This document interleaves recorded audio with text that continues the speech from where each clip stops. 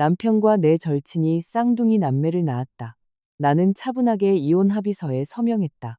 그는 절친을 데리고 고향으로 내려가 기쁘게 출산 소식을 알렸다. 하지만 시어머니가 두 사람을 보고 그 자리에서 얼어붙을 줄 누가 알았을까? 민재가 너한테 한 번도 말 안 했어? 이혼 합의서 마지막 장에 서명을 마치고 만년필 뚜껑을 닫을 때 스마트폰 화면이 밝아졌다. 강민재가 메시지로 보낸 사진 한 장이었다. 사진 속에는 그와 최수민이 각각 분홍색과 하늘색 겉사계에 쌓인 갓난아기들을 안고 얼굴을 맞댄 채 활짝 웃고 있었다. 배경은 강남의 최고급 산후조리원, 통유리창 너머로 눈부신 햇살이 쏟아지고 있었다. 사진 아래에는 이런 문구가 적혀 있었다. 아들과 딸, 산모와 아기 모두 건강해. 서진아, 우리 모두에게 새로운 시작이 생겼네. 너도 이제 앞만 보고 살아. 나는 휴대전화 화면을 끄고 책상 위에 엎어두었다. 책상 위에는 내 명의로 된 모든 자산의 청산 목록이 펼쳐져 있었다. 주식, 펀드, 부동산, 상가까지. 모든 항목이 명확하게 정리되어 있었다. 이건 내가 일주일 동안 밤낮 없이 매달려 완성한 것이었다. 단순한 재산 분할이 아니라 완벽한 분리를 위해서였다.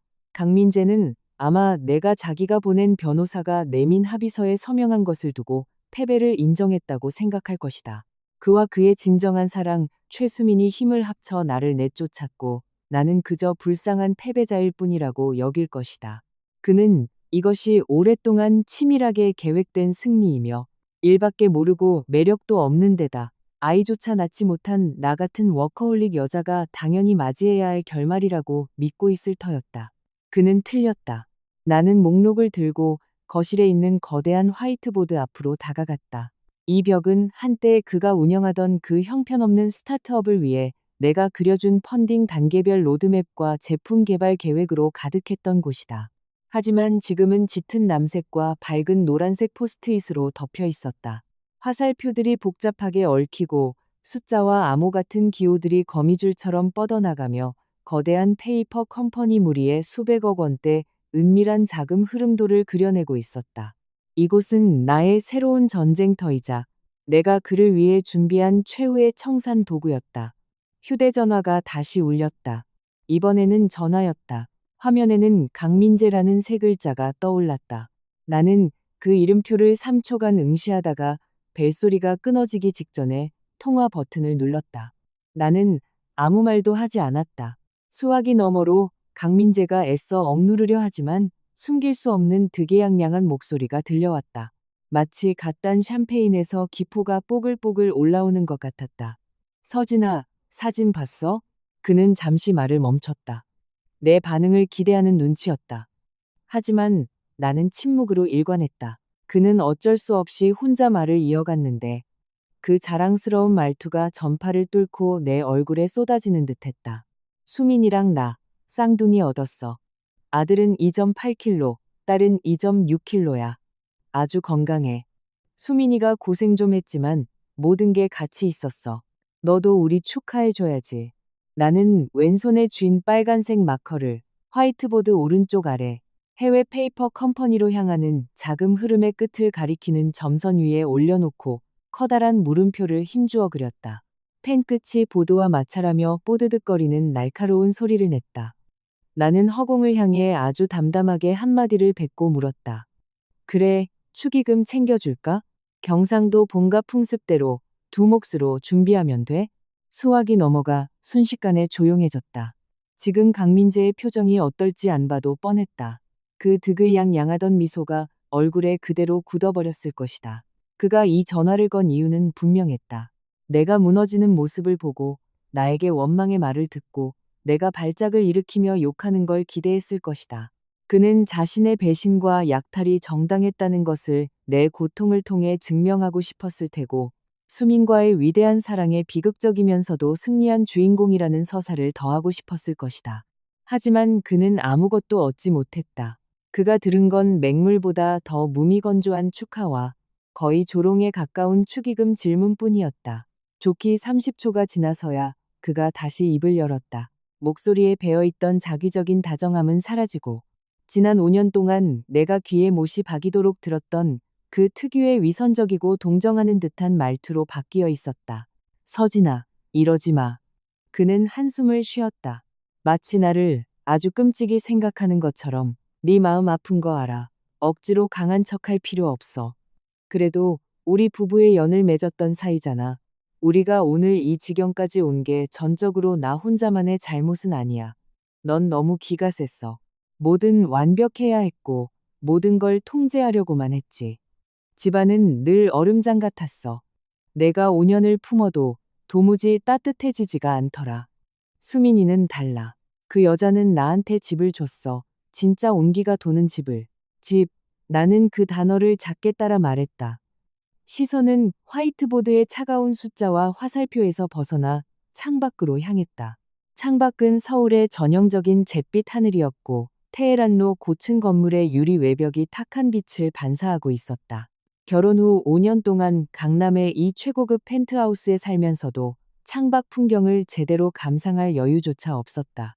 나는 나의 가장 빛나던 5년을 강민재와 그의 숨 넘어가기 직전이던 태성기술에 쏟아부었다.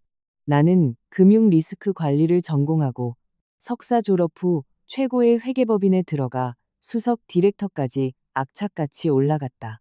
강민재를 알게 되었을 때 그는 신생 스타트업 문제로 머리를 싸매고 있었다. 나는 내 전문 지식을 총동원해 그의 엉망진창인 재무 모델을 다시 세우고 복잡한 장부를 정리하고 밤을 새워 사업 계획서를 썼다. 수많은 벤처 캐피털, VC를 만나러 다니며 위경련이 올 때까지 술을 마신 끝에야 겨우 번듯한 시드 투자를 받아낼 수 있었다.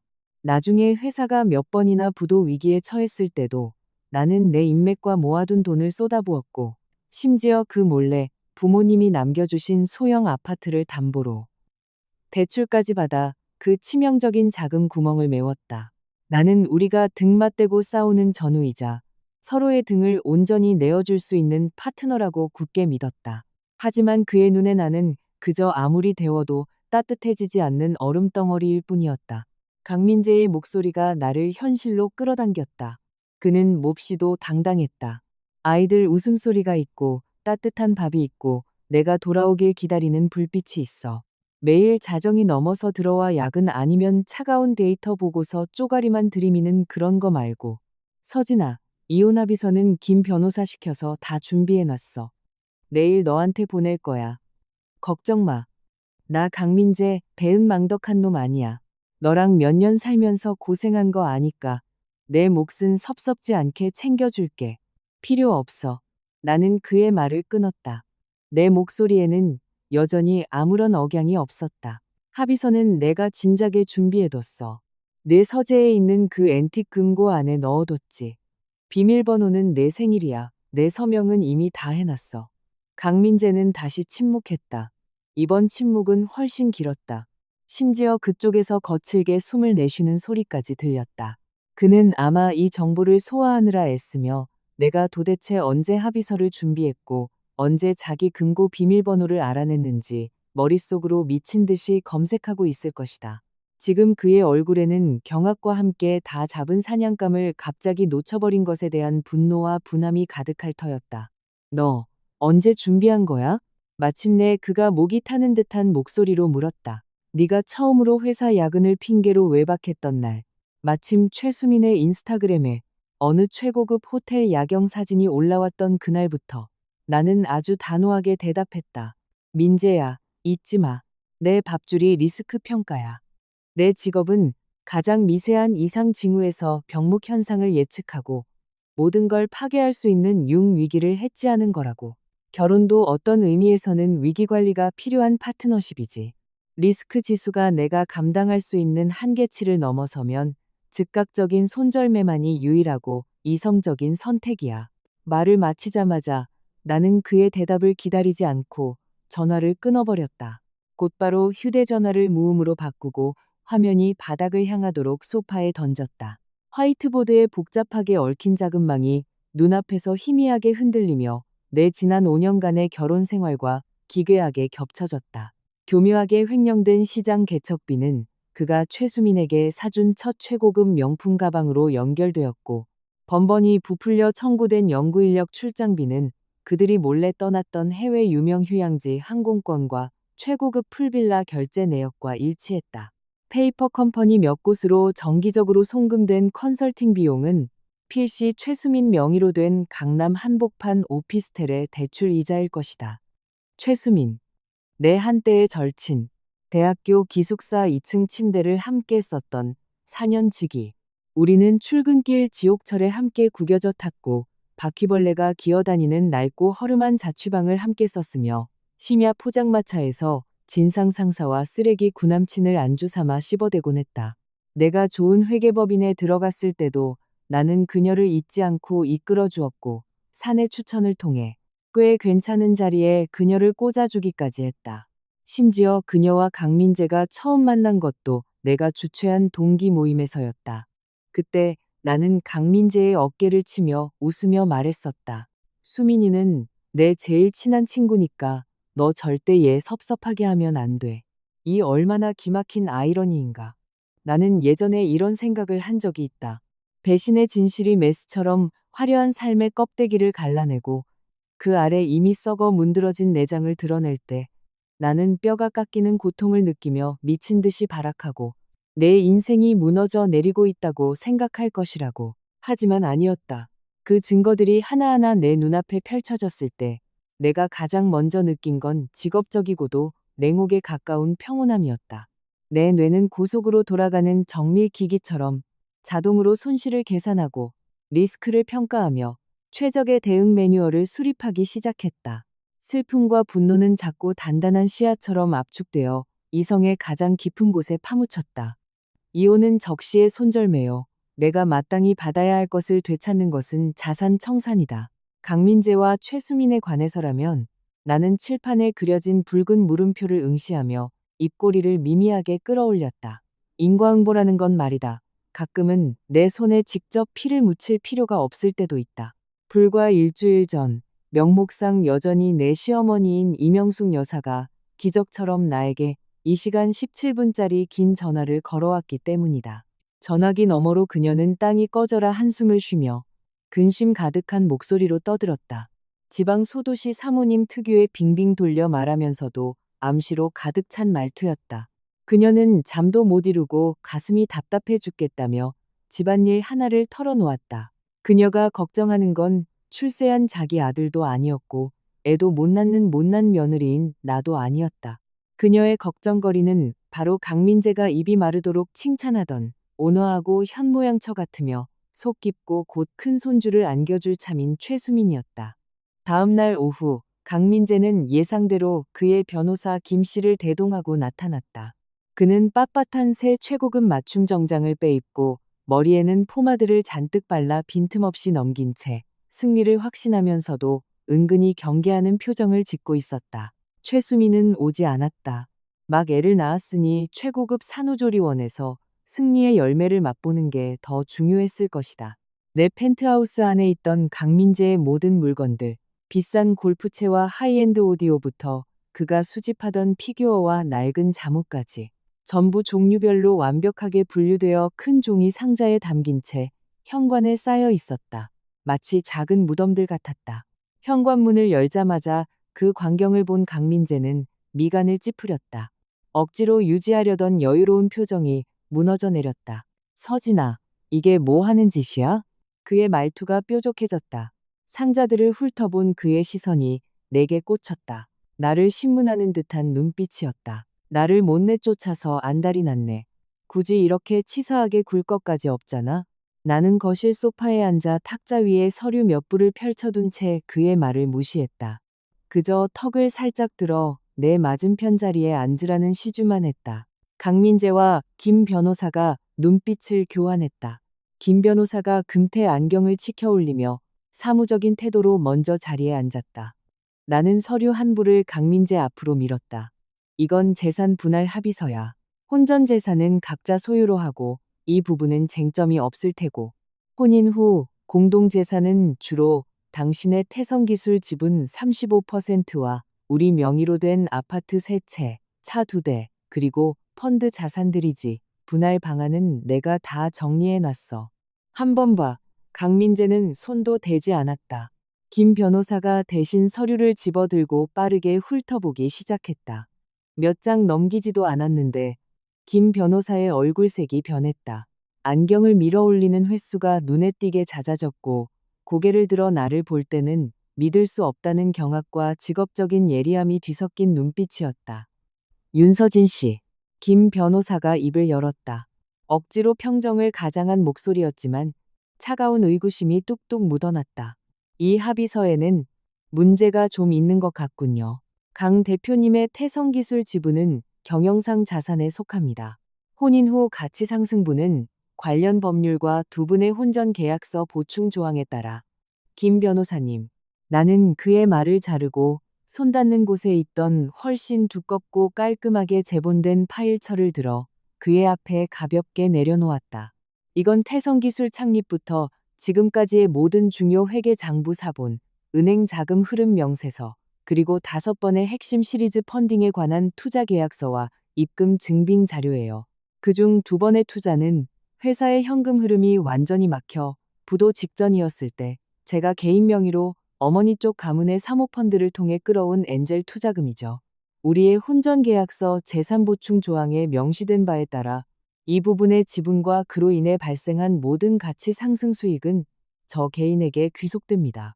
나는 말을 잠시 멈추고 순식간에 눈이 휘둥그레진 김 변호사와 얼굴이 흑빛으로 변한 강민재를 번갈아 보며 차분한 어조로 말을 이었다.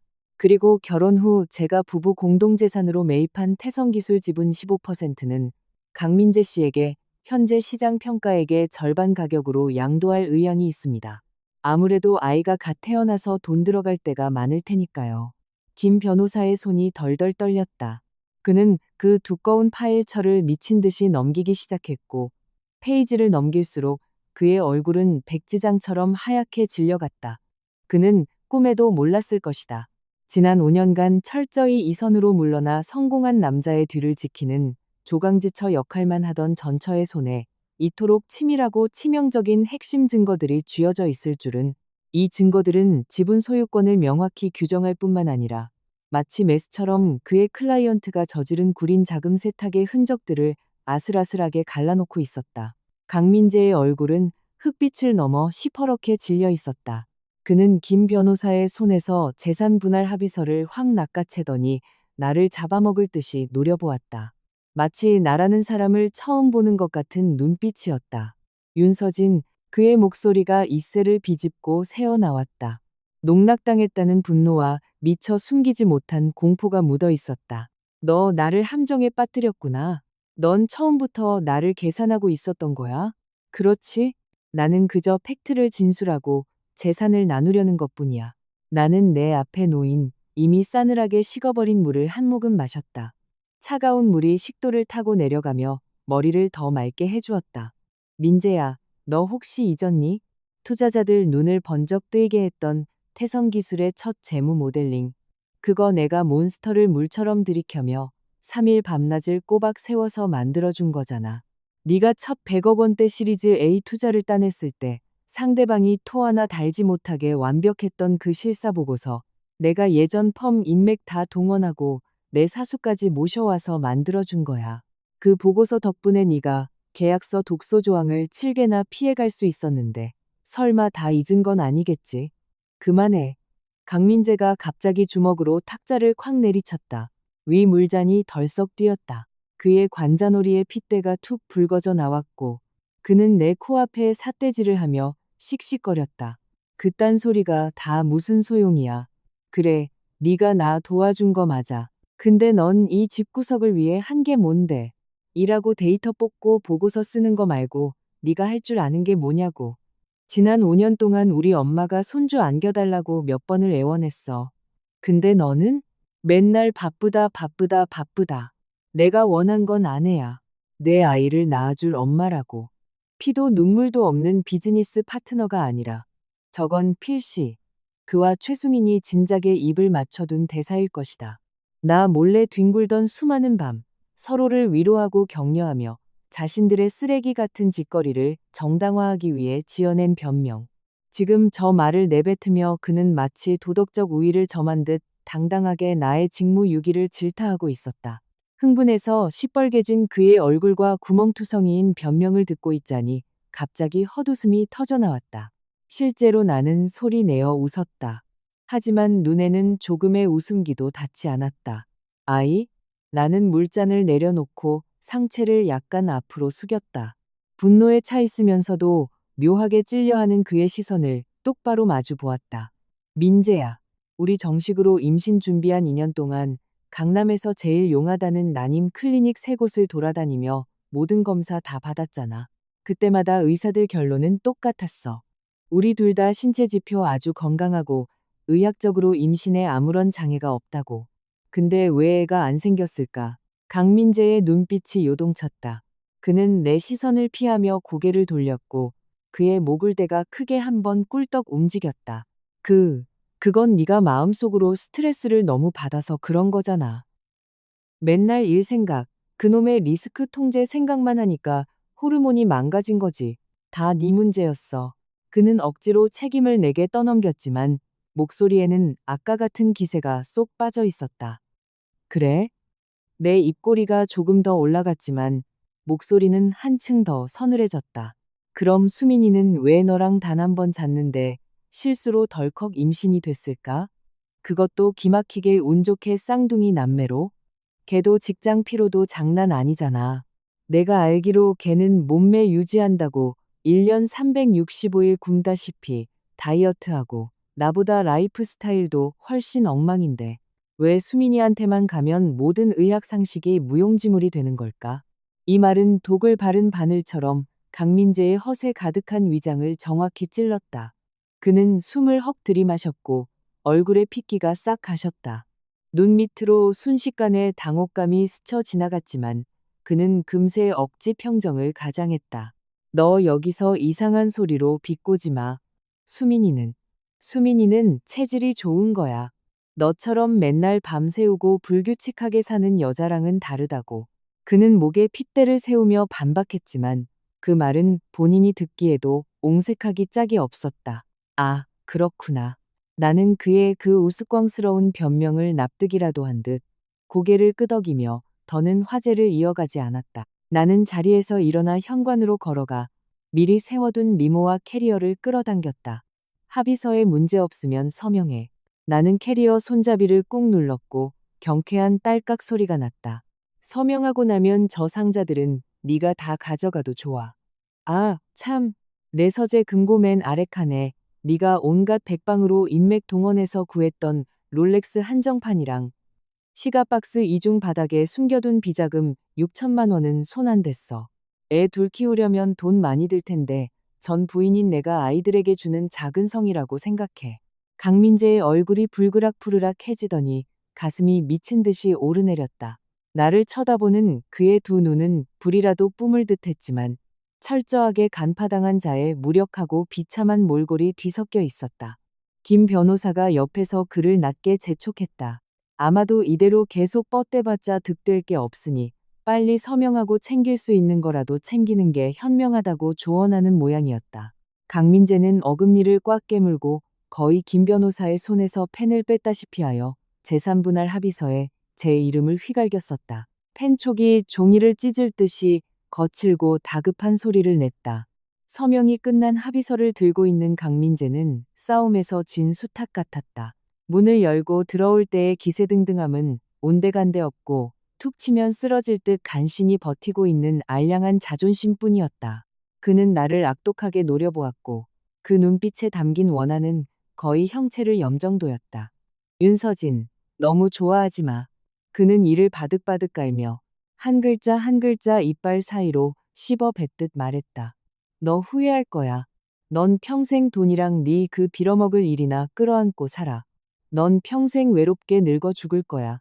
하지만 난 수민이가 있고 아들이 있고 딸이 있어. 내가 바로 인생의 승리자라고. 두고 봐. 나는 패배한 개의 울부짖음 같은 그의 말에 대꾸조차 하지 않았다. 그저 그와 김 변호사 그리고 뒤늦게 들어온 2명의 비서가 허둥지둥 종이 상자들을 밖으로 실어 나르는 모습을 조용히 지켜볼 뿐이었다. 현관은 금세 텅 비었다. 쾅 하는 소리와 함께 두꺼운 원목 문이 3개 닫히며 밖의 모든 소음과 구역질 나는 기운을 차단했다. 세상이 마침내 조용해졌다. 나는 거대한 통유리창 앞으로 다가가 발 아래 펼쳐진 도시를 내려다보았다. 자동차 불빛들이 빛나는 강물처럼 올림픽대로 위를 천천히 흘러가고 있었고, 멀리 네온사인들이 하나둘 켜지며 차갑고도 화려한 도시의 윤곽선을 그려내고 있었다. 인생의 승리자, 강민재. 네가 정의하는 승리자는 너무 얄팍하고 우스꽝스러워. 넌 앞으로 닥쳐올 폭풍에 대해 아무것도 모르고 있잖아. 나는 소파로 돌아와 스마트폰을 집어들었다. 화면은 아직도 강민재가 보낸 카카오톡 가족사진 메시지 창에 머물러 있었다. 손가락을 넘겨 주소록에서 이명숙 여사라고 저장된 번호를 찾았다. 강민재와의 사이가 틀어진 후로 거의 걸지 않았던 번호다. 마지막 통화는 바로 일주일 전, 그 길고 길었던 이 시간 17분짜리 통화였다. 나는 문자 메시지 창을 열고 짧게 입력했다. 어머니, 민재와 수민이가 쌍둥이 남매를 낳았어요. 민재가 너무 기뻐하면서 며칠 뒤에 아이들 데리고 고향으로 내려가 잔치도 열고 아버님 어머님께 자랑할 거래요. 전송 버튼 위에 손가락을 잠시 올려두었다가 가볍게 눌렀다. 메시지 전송 성공 알림음이 작게 울렸다. 나는 일말의 망설임도 없이 강민재와 최수민의 연락처와 인스타그램, 카카오톡을 모두 차단 목록에 올렸다. 주소록에서도 똑같이 조치했다. 이 모든 걸 끝낸 뒤 휴대전화를 다시 소파에 던지고 거대한 화이트보드 앞에 섰다. 빼곡한 그물망 속에서 유독 붉게 빛나는 물음표가 눈에 찔리듯 들어왔다. 나는 파란색 마커를 집어들고 그 물음표 옆에 천천히 세 글자를 적었다. 판은 벌어졌다. 이건 그저 서막에 불과했다. 강민재의 행동은 내 예상보다 훨씬 빨랐다. 이혼 절차를 밟은 지 3일째 되던 날, 나는 그의 인스타그램에서 새로운 소식을 보았다. 무려 9장의 사진이 연달아 올라와 있었고, 덧붙인 글은 이러했다. 이제부터 1+1, 1+1. 모든 것에 감사합니다. 앞으로의 미래가 기대됩니다. 사진 속 최수민은 편안한 실내복을 입고 화장기 없는 얼굴로 머리를 느슨하게 묶은 채 보드라운 겉사계에 쌓인 두 아기를 안고 있었다. 눈빛은 물이 뚝뚝 떨어질 듯 다정했다. 강민재는 등 뒤에서 그녀와 아이들을 껴안고 턱을 최수민의 정수리에 살짝 얹고 있었는데 얼굴에는 숨길 수 없는 만족감과 자부심이 가득했다. 배경은 그들의 새집 거실이었다. 내가 본 적 없는 따뜻한 색감으로 인테리어가 되어 있었고 아기 용품들이 산더미처럼 쌓여 있었으며 거실 러그 위로 햇살이 가득 쏟아지는 아주 아늑해 보이는 풍경이었다. 댓글창은 그야말로 거대한 아부의 장이었다. 강 대표님, 대박. 사업도 가정도 완벽하십니다. 진정한 인생 승리자의 표본. 사모님 너무 아름다우세요. 아기들도 천사 같네요. 강 대표님 쌍둥이 남매 얻으신 거 축하드립니다. 와, 남매 쌍둥이라니. 강 대표님 복은 진짜 아무도 못 막네요. 우리 둘과 모두 친분이 있던 지인들조차 그 아래에 마음에 없는 축하 댓글을 남겨놓았다. 글자들 사이로 숨길 수 없는 멋쩍음과 조심스러움이 배어 있었다. 강민재는 신이 나서 거의 모든 댓글에 답글을 달았다. 억지로 겸손한 척하지만 과시욕이 뚝뚝 묻어나는 투였다. 마치 막 천하를 통일하고 안달이 나서 온 세상의 전리품을 자랑하려는 제왕 같았다. 그에게는 확실히 자랑할 만한 미천이 있었다. 나와 함께한 5년 동안 그는 아이 하나 얻지 못했지만 최수민과는 아이를, 그것도 최고의 행운을 상징하는 아들딸 쌍둥이를 얻었으니 말이다.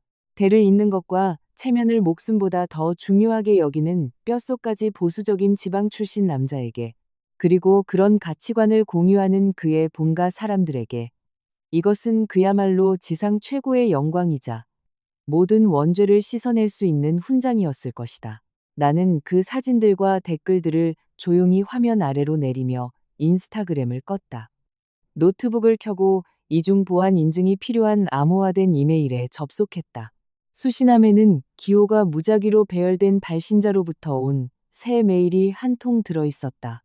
나는 그게 누군지 알고 있었다. 메일을 열자 내용은 아주 간단했다.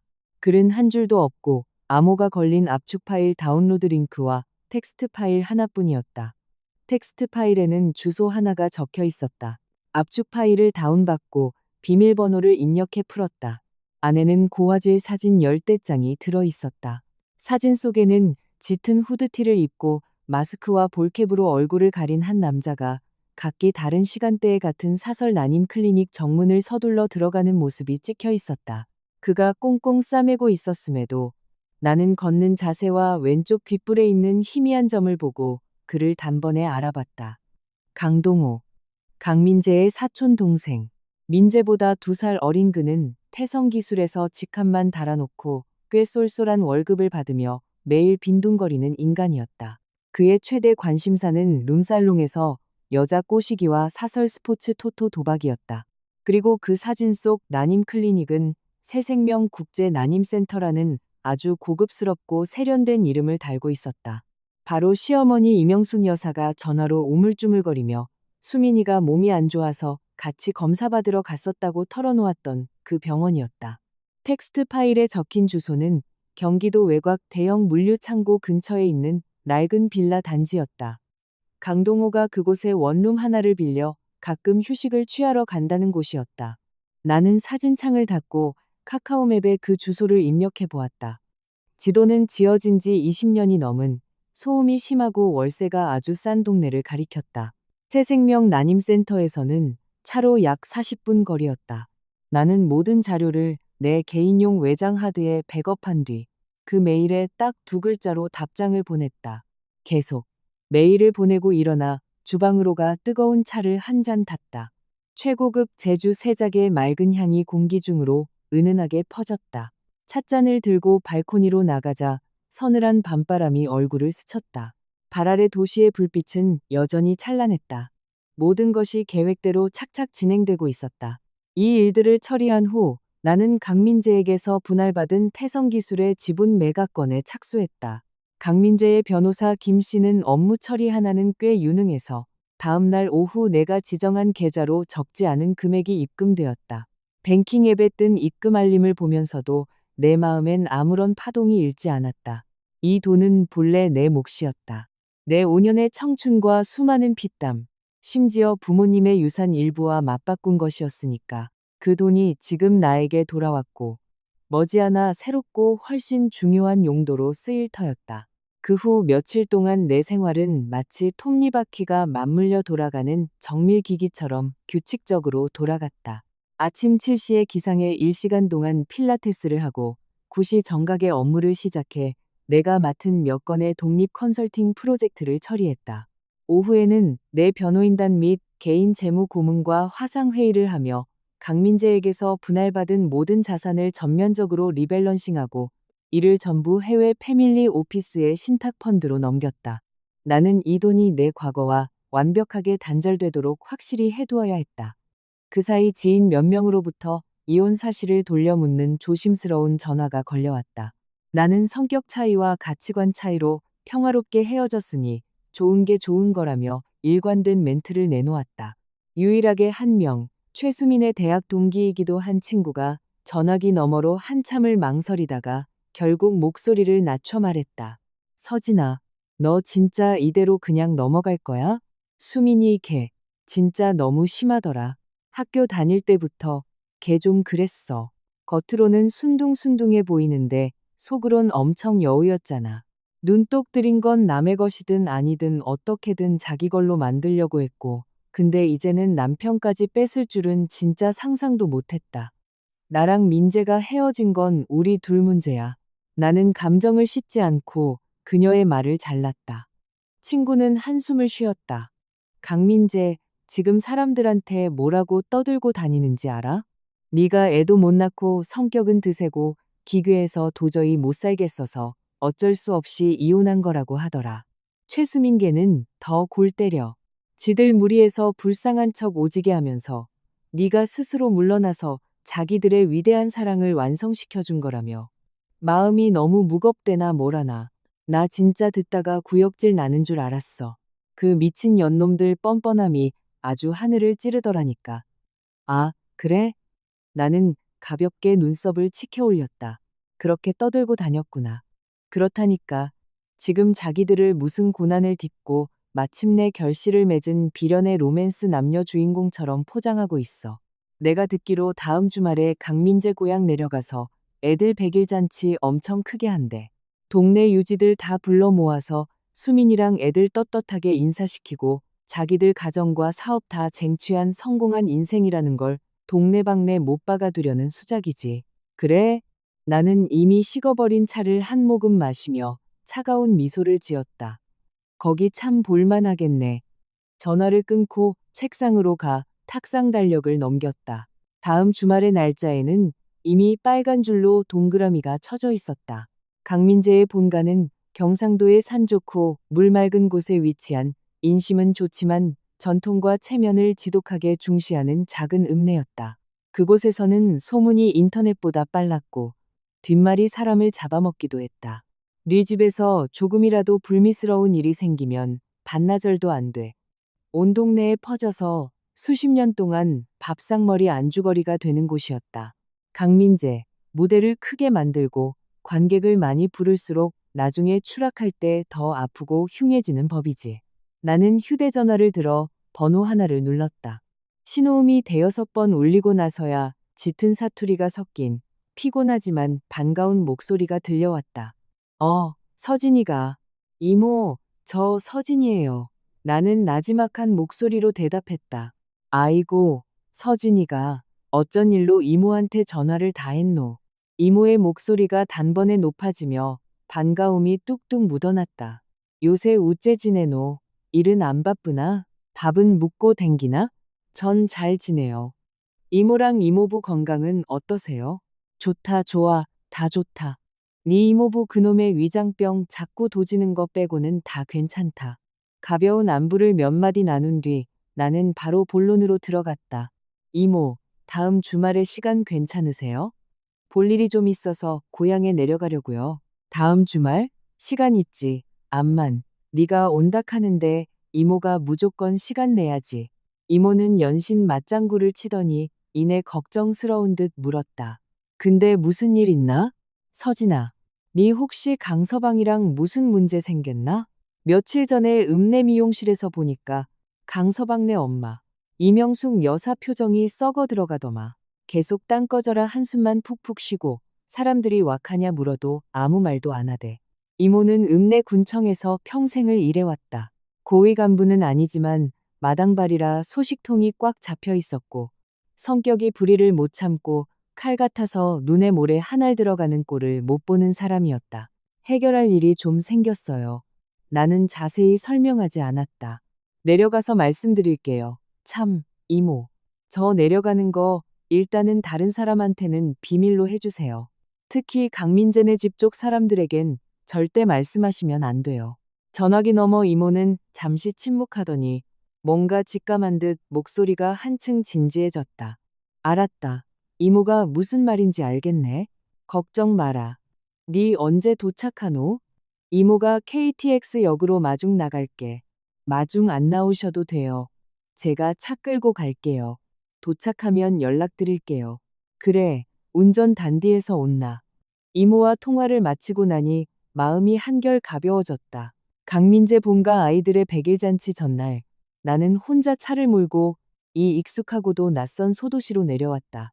읍내는 맑은 강줄기가 반쯤 에워싸고 있었고 낡은 아스팔트 길은 세월에 마모되어 반질반질했다.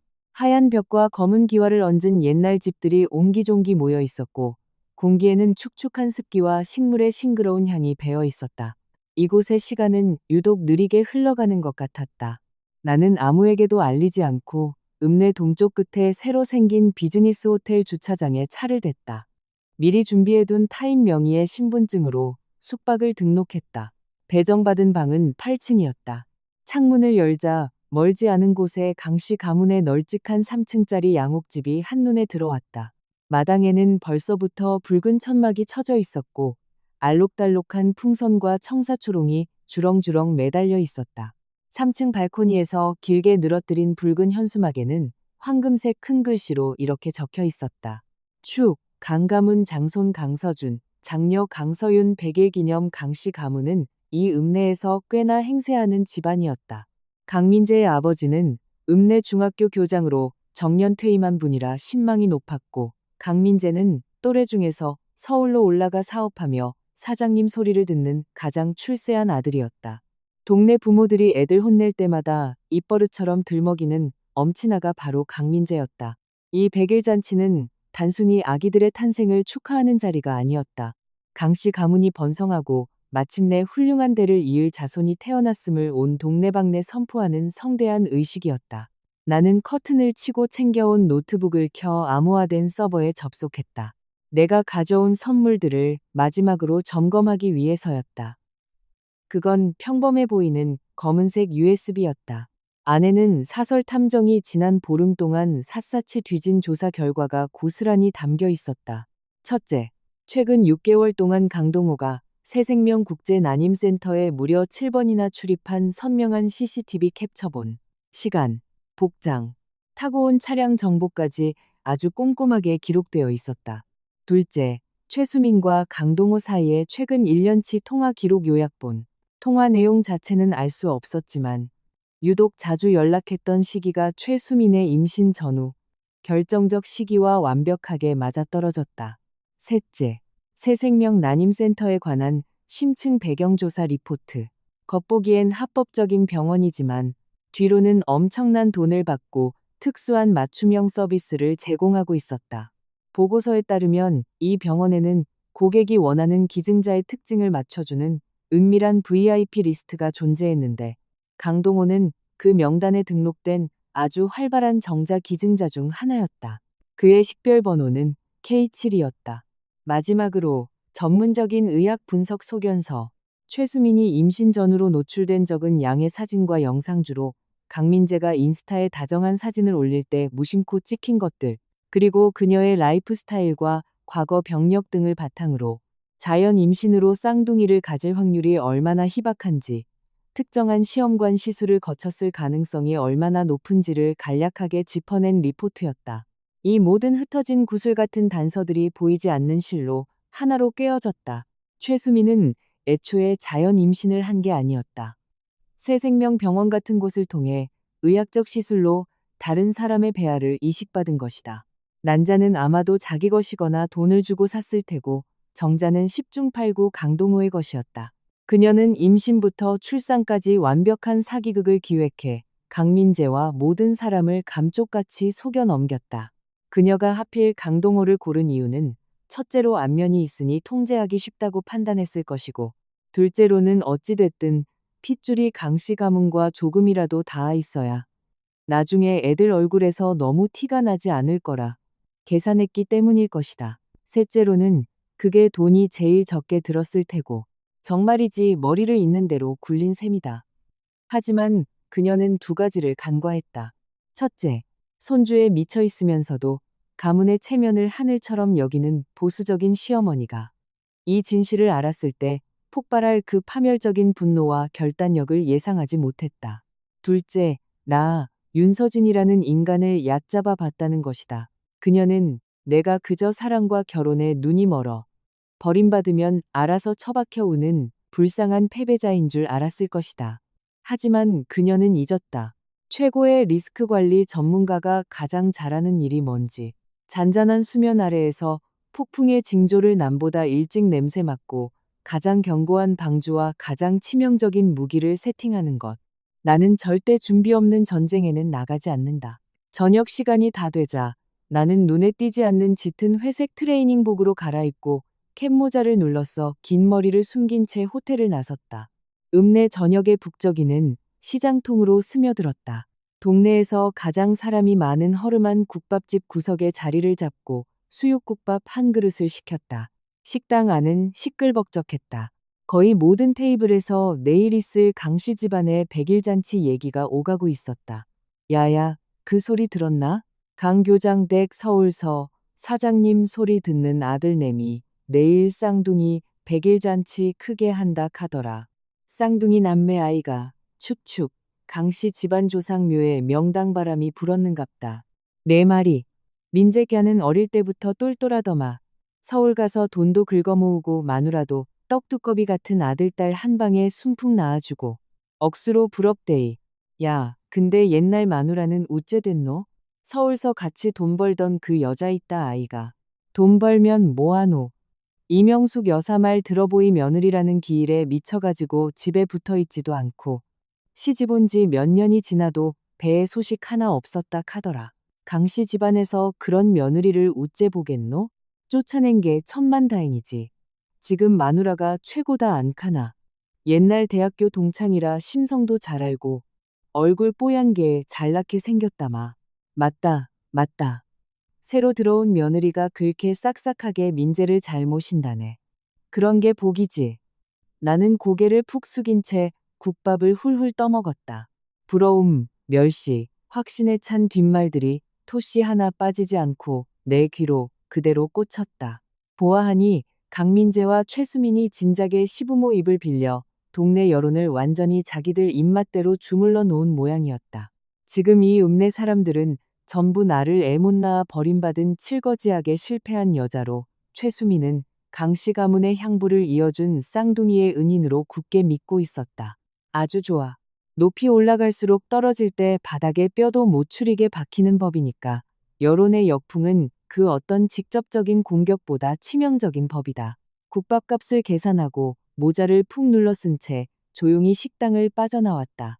호텔로 돌아오니 밤이 깊어 있었다. 창밖의 강신의 양옥집은 여전히 불을 환하게 밝히고 있었고 웅성거리는 소리와 노랫소리가 여기까지 희미하게 들려왔다. 내일 잔치를 위한 막바지 준비가 한창인 듯했다. 지금 강씨 집안 사람들이 어떤 표정일지 눈에 선했다. 거의 광기에 가까운 기대와 흥분 속에 푹 빠져 있겠지. 강민재와 최수민은 내일 온 동네 친척들의 부러운 시선을 한몸에 받으며 세상에서 가장 성대한 축복 속에 자신들의 완벽한 새 출발을 선포할 상상에 부풀어 있을 것이다. 이 치밀하게 꾸며진 화려한 무대가 12시간도 채 지나지 않아 그들을 산채로 집어삼킬 지옥 불구덩이로 변할 줄은 꿈에도 모른 채 나는 노트북을 열고 USB에 있던 가장 핵심적인 병원 리포트, 캡처 사진, 그리고 의학 소견서를 하나로 묶었다. IP 추적이 불가능한 익명 메일을 이용해 이모의 개인 이메일로 파일들을 전송했다. 메일 본문에는 딱 한 줄만 적었다. 강씨 집안의 핏줄을 걱정하는 사람이 보냅니다. 내일 잔치가 시작되기 전에 이명숙 여사가 이 자료들을 반드시 두 눈으로 확인하게 해주십시오. 이모는 평생 읍내 군청에서 공직 생활을 한 사람이라 뼛속까지 강직했고 불의를 못 참았다. 게다가 그녀는 젊은 시절 이명숙 여사와 꽤 친한 사이였다. 나중에 사소한 오해로 멀어지긴 했지만 예정은 남아있었다. 이모가 이 선물을 전달하기에 이보다 더 완벽한 적임자는 없었다. 이명숙 여사의 성깔에 이 서류들을 보고도 가만히 있을 리 만무했다. 집안의 체면과 핏줄의 순수성을 목숨보다 중히 여기는 그녀의 그 지독한 고집은 그녀를 가장 과격하고 물불 가리지 않는 폭주로 이끌 것이 뻔했다. 그것이 바로 내가 원하던 바였다. 가장 결정적인 순간에 폭약의 뇌관을 직접 터뜨려줄 사람. 수신 확인을 마친 후 나는 전원을 끄고 방불도 껐다. 방 안은 칠흑처럼 어두워졌고 창문 너머 강씨 양옥집의 불빛만이 희미하게 스며들어 천장에 일렁이는 그림자를 만들어냈다. 침대에 누워 눈을 감으니 읍내 특유의 개구리 울음소리와 멀리서 들려오는 TV 소리가 밤의 정막을 채웠다. 내일은 아주 시끄러운 하루가 될 것이다. 다음 날은 구름 한 점 없이 화창했다. 눈부신 햇살이 쏟아져 내려 강씨 집안 마당에 처진 붉은 천막, 황금빛 현수막, 알록달록한 풍선들을 찌르듯이 쨍하게 비추었다. 강씨 집 앞은 아침 일찍부터 문전성시였다. 퇴직한 동네 유지부터 장사하는 사장님들, 학교 선생님들의 강신의 팔촌 친척들까지 발디딜 틈이 없었다. 강민재는 각이 딱 잡힌 네이비 수트를 빼입고 포마드를 발라 머리를 넘긴 채 대문 앞에 서서 하객들을 맞이했다. 억지로 누르려 해도 삐져나오는 득이양양함이 얼굴에 가득했다. 그의 아버지인 퇴직교장 선생님도 빳빳한 개량 한복을 입고 아들 곁에서 사람들과 인사를 나누었다. 최근 건강이 안 좋아 안색이 창백하긴 했지만 눈썹 사이에는 뿌듯함과 자랑스러움이 넘쳐 흘렀다. 나는 잔치 현장에 가지 않았다. 8층 객실에 틀어박혀 커튼을 살짝 열고 고배율 망원경으로 그곳의 동태를 차갑게 관찰했다. 동시에 내 휴대전화는 이모의 전화기와 실시간 페이스타임으로 연결되어 있었다. 이모는 일손을 돕는다는 핑계로 일찌감치 강씨 집에 들어가 시야가 아주 좋으면서도 남들 눈에 안 띄는 곳에 렌즈를 맞춰 두었다. 화면 속은 그야말로 인산이네였다. 최수미는 아기들을 안은 채 동네 아낙네들에 둘러싸여 마당 한가운데 붉은 비단이 깔린 상석에 앉아 있었다. 오늘은 작정하고 꾸민 듯 단아한 연한 메이크업에 새빨간 개량 한복을 차려입고 올린 머리에는 진주 비녀까지 꽂고 있었다. 그녀 품에는 금실로 수놓은 붉은색 남매둥이 저고리를 입은 핏덩이들이 안겨 있었다. 볼이 통통한 게 꽤 귀엽긴 했다. 최수미는 고개를 살짝 숙인 채 쏟아지는 아부와 칭찬을 들으며 입꼬리를 올리고 있었다. 눈가에 맺힌 기고만장한 득이가 뚝뚝 떨어질 지경이었다. 강씨 집안 전체가 잔뜩 부풀어 오른 희열에 취해 있었다. 내 시선은 오직 한 사람에게 고정되어 있었다. 시어머니 이명숙 여사. 그녀 역시 오늘을 위해 짙은 청색 실크 투피스를 입고 목에는 명품 스카프를 둘렀으며 미장원에서 머리를 한껏 뽕을 넣어 매만진 상태였다. 그녀는 하객들 사이를 누비며 기계적인 미소를 짓고 이리저리 인사를 다녔다. 겉보기엔 손주들 백일잔치 치르느라 정신없는 여느 할머니와 다를 바 없었다. 하지만 나는 알 수 있었다. 망원경 너머로 그녀의 미소가 얼마나 딱딱하게 굳어 있는지, 입꼬리 근육이 얼마나 부자연스럽게 경련을 일으키고 있는지, 가끔 시선이 허공을 맴돌 때 그 눈동자 깊은 곳에 맺힌 살얼음 같은 음산함을 똑똑히 보았다. 그녀의 동작은 평소보다 훨씬 거칠고 다급했다. 차를 따를 때는 손을 부들부들 떨어 하마터면 찬물을 엎지를 뻔하기도 했다. 때맞춰 이모의 카톡이 떴다. 자료 다 봤다. 오늘 아침 동트기 전부터 내 집 문을 미친 듯이 두드리더라. 눈은 시뻘개가 밤을 꼴딱 샌 것 같더마. 내가 프린트해둔 거 넘겨주니까 내 집 거실에 털썩 주저앉아가 한 장 한 장 뒤지대. 꼬박 1시간을 아무 말도 안 하고 종이 모서리가 다해질 정도로 꽉 쥐고 있더라. 나갈 때는 온몸을 사시나무 떨듯 떨어서 내가 부축해줄락 하니까 팍 뿌리치고는 한마디 딱 남기대. 알았심더. 나는 내 한 글자로 답장을 보냈다. 화면 속 마침내 길일의 정시가 다가왔다. 읍내 이벤트 업체에서 나온 전문 MC가 임시로 만든 무대 위로 올라가 마이크를 툭툭 치더니 한껏 고조된 목소리로 바람을 잡기 시작했다. 강가문의 번영을 칭송하고 강민재의 젊은 날의 성공을 치켜세우고 최수민의 현모양처 면모를 칭찬하며 두 아이가 하늘이 내린 복덩이라고 온갖 미사여구를 쏟아냈다. 무대 아래에선 짝짝짝 박수와 웃음이 터져나왔다. 바람잡이가 끝나자 MC가 목청을 높여 외쳤다. 자, 그럼 오늘의 주인공인 우리 예쁜 아기 천사들과 세상에서 제일 행복한 엄마 아빠를 큰 박수로 모시겠습니다. 음악이 훨씬 더 따뜻하고 경쾌한 BGM으로 바뀌었다. 그럼 강민재가 허리를 꼿꼿이 세우고 먼저 무대로 올라가더니 최수민의 품에서 사내아이를 조심스럽게 받아 안았다. 그리고 남은 한 손으로 최수민의 손을 꼭 쥐었다. 최수민은 여자아이를 안은 채 부끄러우면서도 세상 다 가진 듯한 행복한 미소를 지으며 강민재의 어깨에 기댔다. 네 식구가 무대 중앙으로 걸어 나오자 박수와 환호성, 휘파람 소리가 쏟아졌다. 강민재는 아들을 안고 무대 아래 까맣게 모인 하객들을 내려다보았다. 그의 얼굴엔 득의양양함이 활짝 피어났다.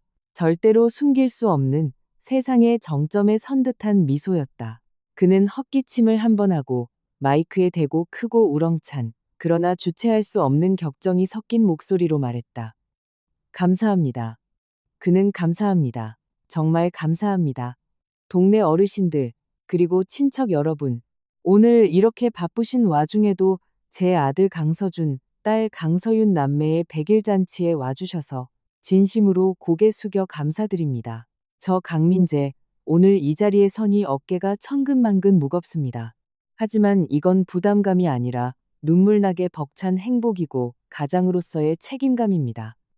저 강민재, 드디어 제 뒤를 이을 핏줄을 얻었습니다. 와, 무대 아래에서 다시 한번 우레와 같은 함성과 박수가 터졌다. 강민재 아버지 뻘되는 어르신 몇 명은 감격에 겨워 눈물 콧물을 훔치기까지 했다.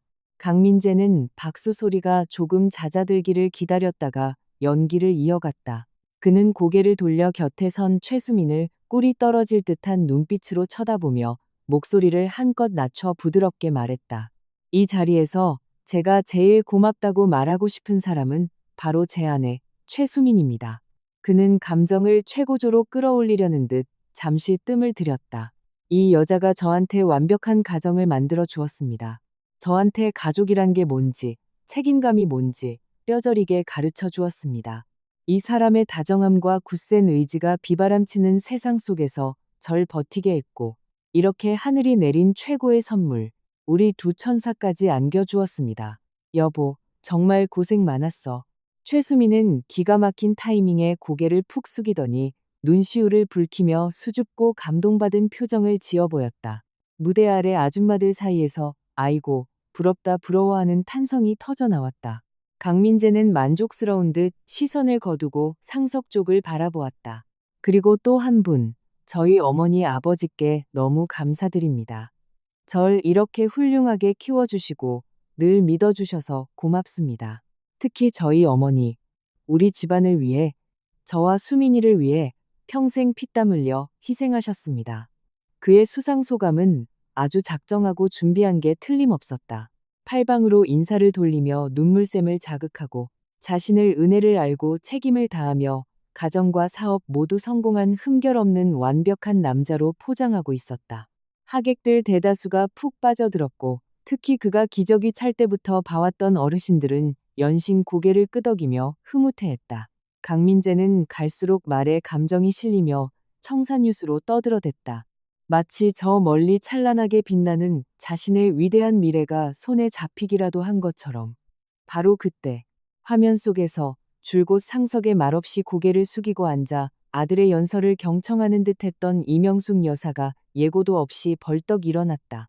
동작이 너무 거칠어 의자 다리가 시멘트 바닥을 긁으며 끼기시냐는 소름 끼치는 소리를 냈다. 소리가 아주 크진 않았지만 강민재가 감동적으로 열변을 토하던 찰나여서 기괴할 정도로 튀었다. 근처 테이블에 앉아있던 하객들이 반사적으로 고개를 돌렸다. 분위기를 띄우던 MC도 흠칫 놀랐다.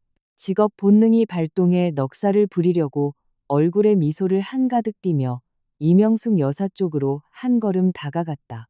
아이고, 우리 할머님께서 손주들 자랑을 하고 싶으셔서 못 참고 일어나신 모양. MC의 입방정은 끝을 맺지 못했다. 이명숙 여사가 쏟아부은 시선 한 방에 MC는 얼음 기둥이 되어버렸다. 그 눈빛은 차갑고 날카롭다 못해 다 같이 죽자고 달려드는 소름 돋는 도끼 그 자체였다. MC의 입가에 미소가 그대로 굳어버렸고 뻘쭘하게 입을 다문 채 뒤로 반걸음 물러났다. 강민재의 연설도 뚝 끊겼다. 그는 말을 멈추고 당황스러운 얼굴로 자기 엄마를 쳐다보았다. 미간을 미세하게 찌푸린 그의 눈빛엔 이 완벽한 무대가 끊긴 데 대한 약간의 짜증과 이해할 수 없다는 불만이 담겨 있었다. 엄마. 마이크에 대고 부르는 그의 목소리엔 의구심과 티나지 않는 경고의 뉘앙스가 섞여 있었다. 갑자기 왜 올라오세요? 너무 좋으셔서 그래요? 밑에 좀 앉아 계세요. 저 금방 끝나요. 이명숙 여사는 아들의 말 따위는 들리지 않는 듯했다. 그녀는 한 걸음 한 걸음 아주 느리지만 묵직하게 무대 위로 직진했다. 굽있는 구두가 임시로 깐 합판 무대를 밟을 때마다 쿵, 쿵, 쿵 둔탁한 소리가 났다. 그 소리 하나하나가 사람들의 명치를 걷어차는 것 같았다. 그녀는 강민재 앞까지 다가가 섰다. 그녀의 시선이 먼저 강민재의 얼굴에 잠시 머물렀다. 그 눈빛은 차마 말로 형용할 수 없을 만큼 복잡했다. 가슴 찢어지는 고통, 미친 듯한 분노, 뼛속 깊은 절망이 뒤엉켜 있다가 마지막엔 싸늘한 칼날 같은 결단만 남았다. 그러고 나서 그녀의 시선은 아래로 뚝 떨어져 강민재가 안고 있는 붉은색 저고리 차림의 사내아이 얼굴에 꽂혔다. 아이는 까만 눈동자를 굴리며 호기심에 찬 눈으로 사방을 두리번거리고 있었다. 강민재는 본능적으로 아이를 꽉 끌어안았다. 얼굴에 당혹감이 스쳤다. 엄마, 서준이 안아보시려고요. 애 낯가려요. 이따가. 이명숙 여사는 여전히 묵묵부답이었다. 그녀는 갑자기 팔을 뻗어 아주 우악스럽게 강민재의 품에서 사내 아이를 촨채어 안았다. 강민재는 무방비 상태에서 애를 뺏기고 팔이 헛돌았다. 그의 얼굴이 확 달아올랐다. 엄마, 애 다쳐요. 조심 좀. 이명숙 여사는 그 말조차 무시했다. 그녀는 양손으로 아이를 받쳐들고 자신의 눈높이까지 번쩍 들어 올렸다.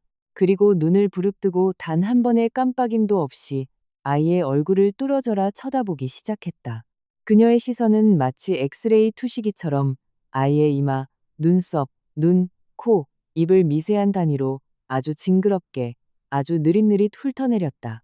시간이 고무줄처럼 늘어난 것 같았다. 무대 위아래에 있던 모든 하객이 일순 숨을 죽인 채 이 기괴하고도 숨막히는 광경을 멍하니 지켜보았다. 잔치 분위기를 띄우던 음악은 어느새 뚝 끊겨 있었고 펄럭이는 천막 소리와 저 멀리 동네개 짖는 소리만 간간히 들려왔다.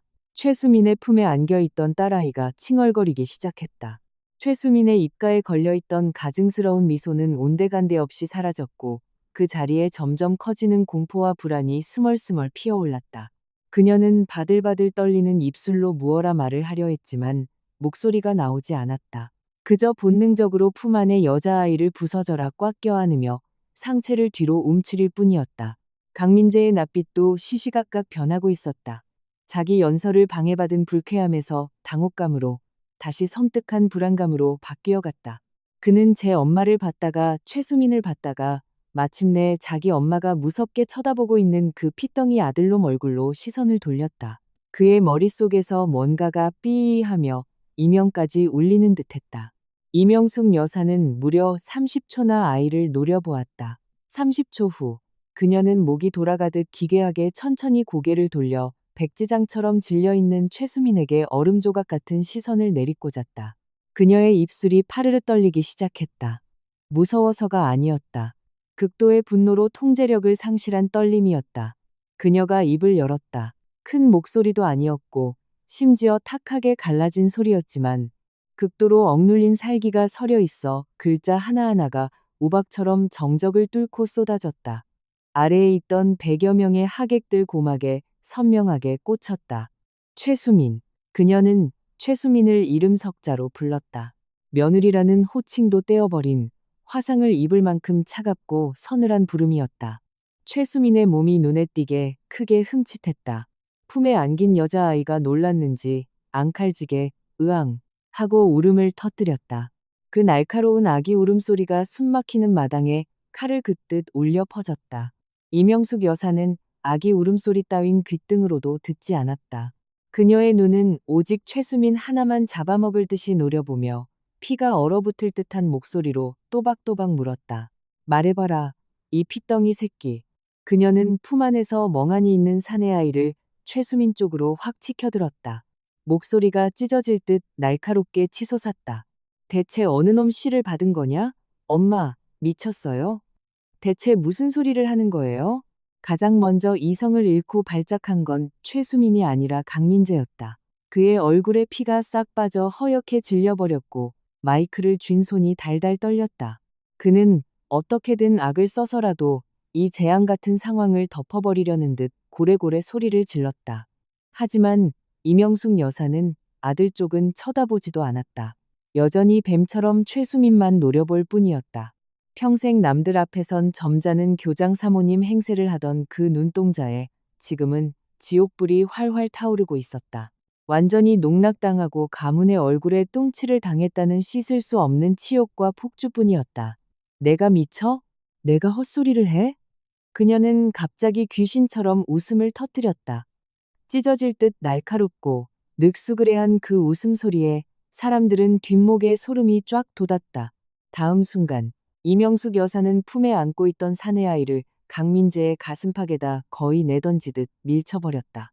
그러고는 자기가 메고 온 낡은 검은색 명품백에서 누런 서류 봉투 하나를 끄집어내더니 무대 앞 테이블 위에다 있는 힘껏 내리쳤다. 쾅!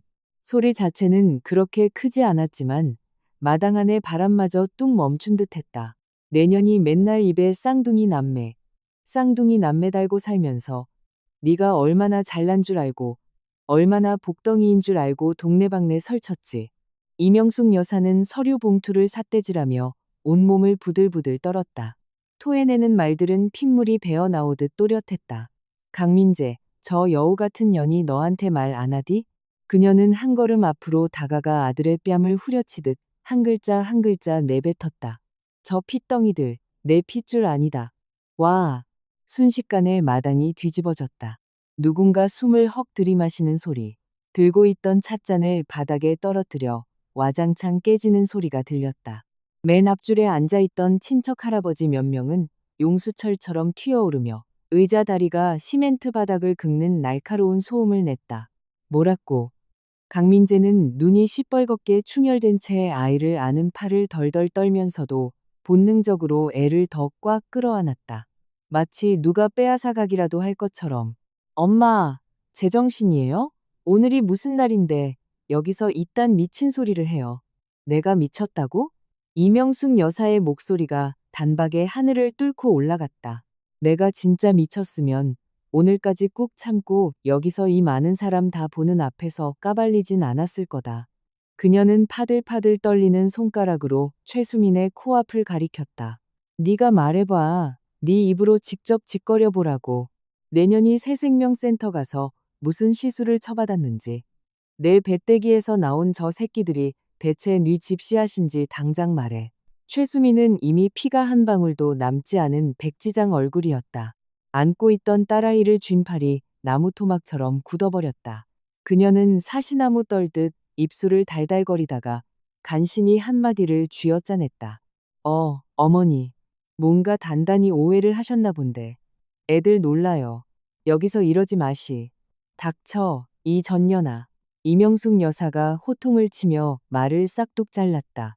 이 벼락 같은 호통에 옆에 섰던 뺀질거리던 MC마저 얼어붙어 마이크를 들지도 놓지도 못한 채 석고상이 되어버렸다. 이명숙 여사는 허리를 숙이더니 서류 봉투 안에서 A사 용지 다발을 거칠게 끄집어냈다. 손길이 너무 험악해 종이들이 펄럭이며 공중으로 확 흩뿌려졌고 몇 장은 그대로 무대 아래 바닥으로 나풀나풀 떨어졌다. 앞줄에 있던 친척 몇이 반사적으로 종이를 집어들고는 순간 얼굴색이 사색이 되었다. 맨 위에 떨어져 있던 하얀 종이 위엔 굵고 까만 고딕체로 이렇게 적혀 있었다. 새생명국제난임센터. 아래로는 흐릿하지만 선명하게 알아볼 수 있는 핵심 단어들이 나열되어 있었다. 시험관 시술 동의서, 정자 기증자 식별번호 K7, 수정방식 배아이식, 강민재도 얼어붙었다. 그는 바닥에 떨어진 종이를 뚫어져라 쳐다보았다. 그의 동공이 서서히 확장되었고 목구멍에 커다란 가시가 박힌 듯 숨을 헐떡이며 아무 소리도 내지 못했다. 하지만 이명숙 여사의 호통은 끝나지 않았다. 보름 전에 니들 병원 가서 정기검진 받는다고 핑계댔을 때 내가 찝찝해서 몰래 뒤따라가 봤다. 그녀는 최수민을 잡아먹을 듯 노려보며 갈라진 목소리로 쇳소리를 냈다. 내가 늙어서 눈이 침침하고 저런 영어 쪼가리 하나 못 읽는 까막눈인 줄 알았지?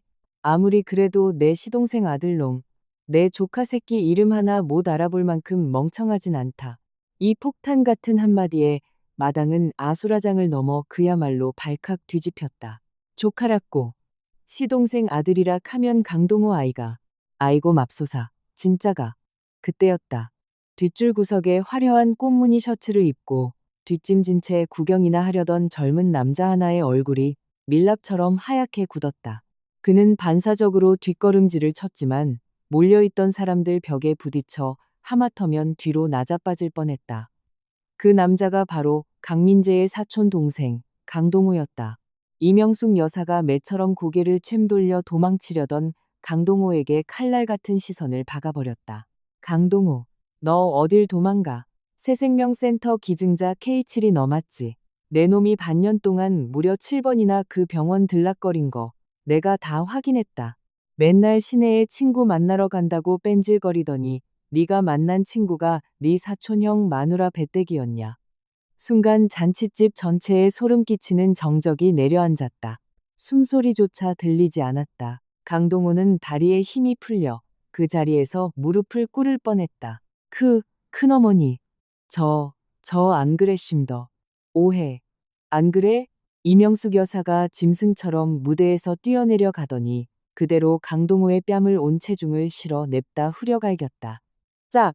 하는 굉음과 함께 강동호의 반쪽 얼굴이 순식간에 시뻘겋게 부어오르고 입술이 터져 피가 흘렀다. 네가 안 했다고? 그럼 당장 주둥이 열고 해명해봐. 왜 새생명센터 접수장부에 니놈 주민번호 뒷자리가 적혀 있는지. 왜 거기 간호사가 네 면상을 단박에 알아보는지. 내 놈이 모자 푹 눌러쓰고 그 병원 7번이나 들락거린 CCTV 캡처 사진은 다 뭔지 설명해 보란 말이다. 여기까지 내지른 그녀는 마침내 참아왔던 둑이 무너진 듯 목소리에 처절한 울음이 섞여 나왔다.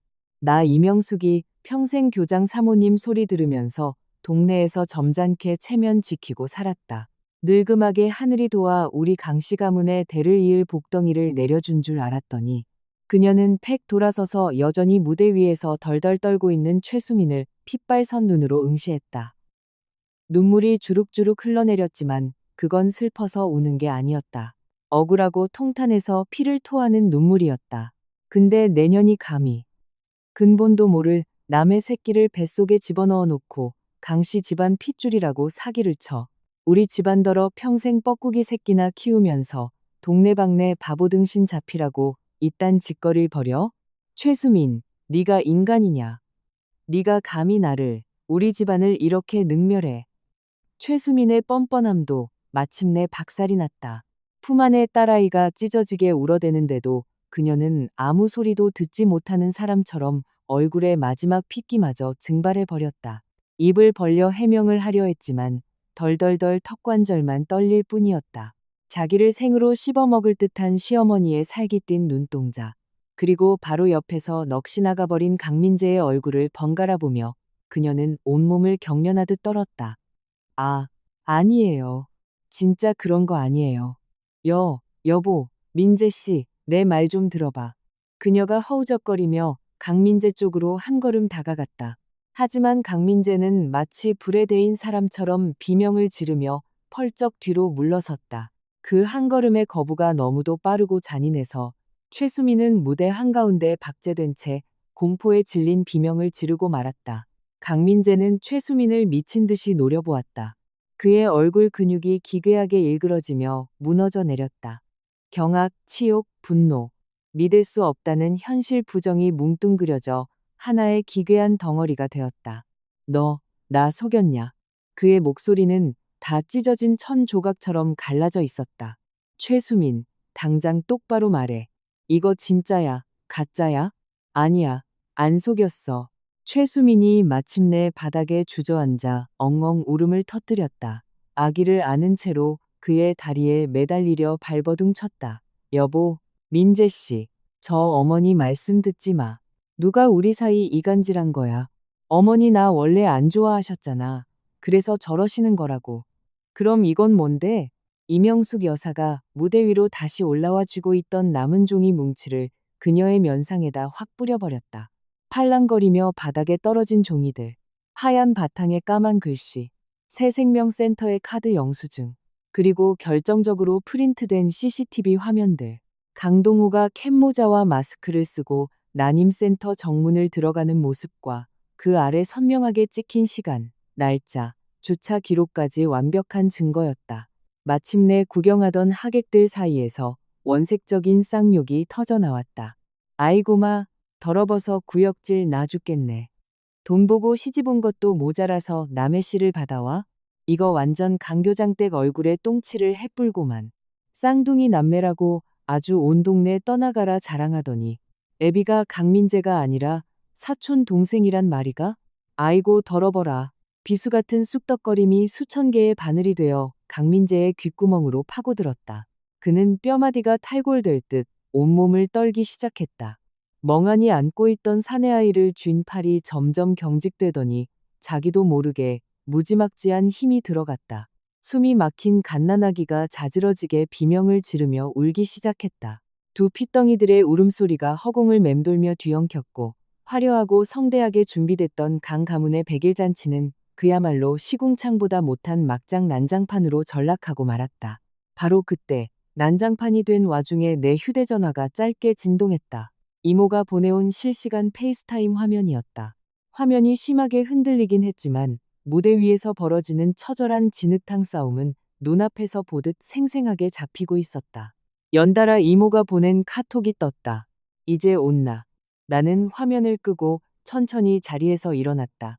창밖은 태양이 한가운데 떠올라 눈을 뜰 수 없을 만큼 쨍쨍했고 그 햇빛이 강신의 마당을 마치 펄펄 끓어오르는 거대한 가마솥처럼 비추고 있었다. 아주 좋아. 가마솥이 제일 뜨거울 때 찬물을 확 끼얹어줘야 제맛이지.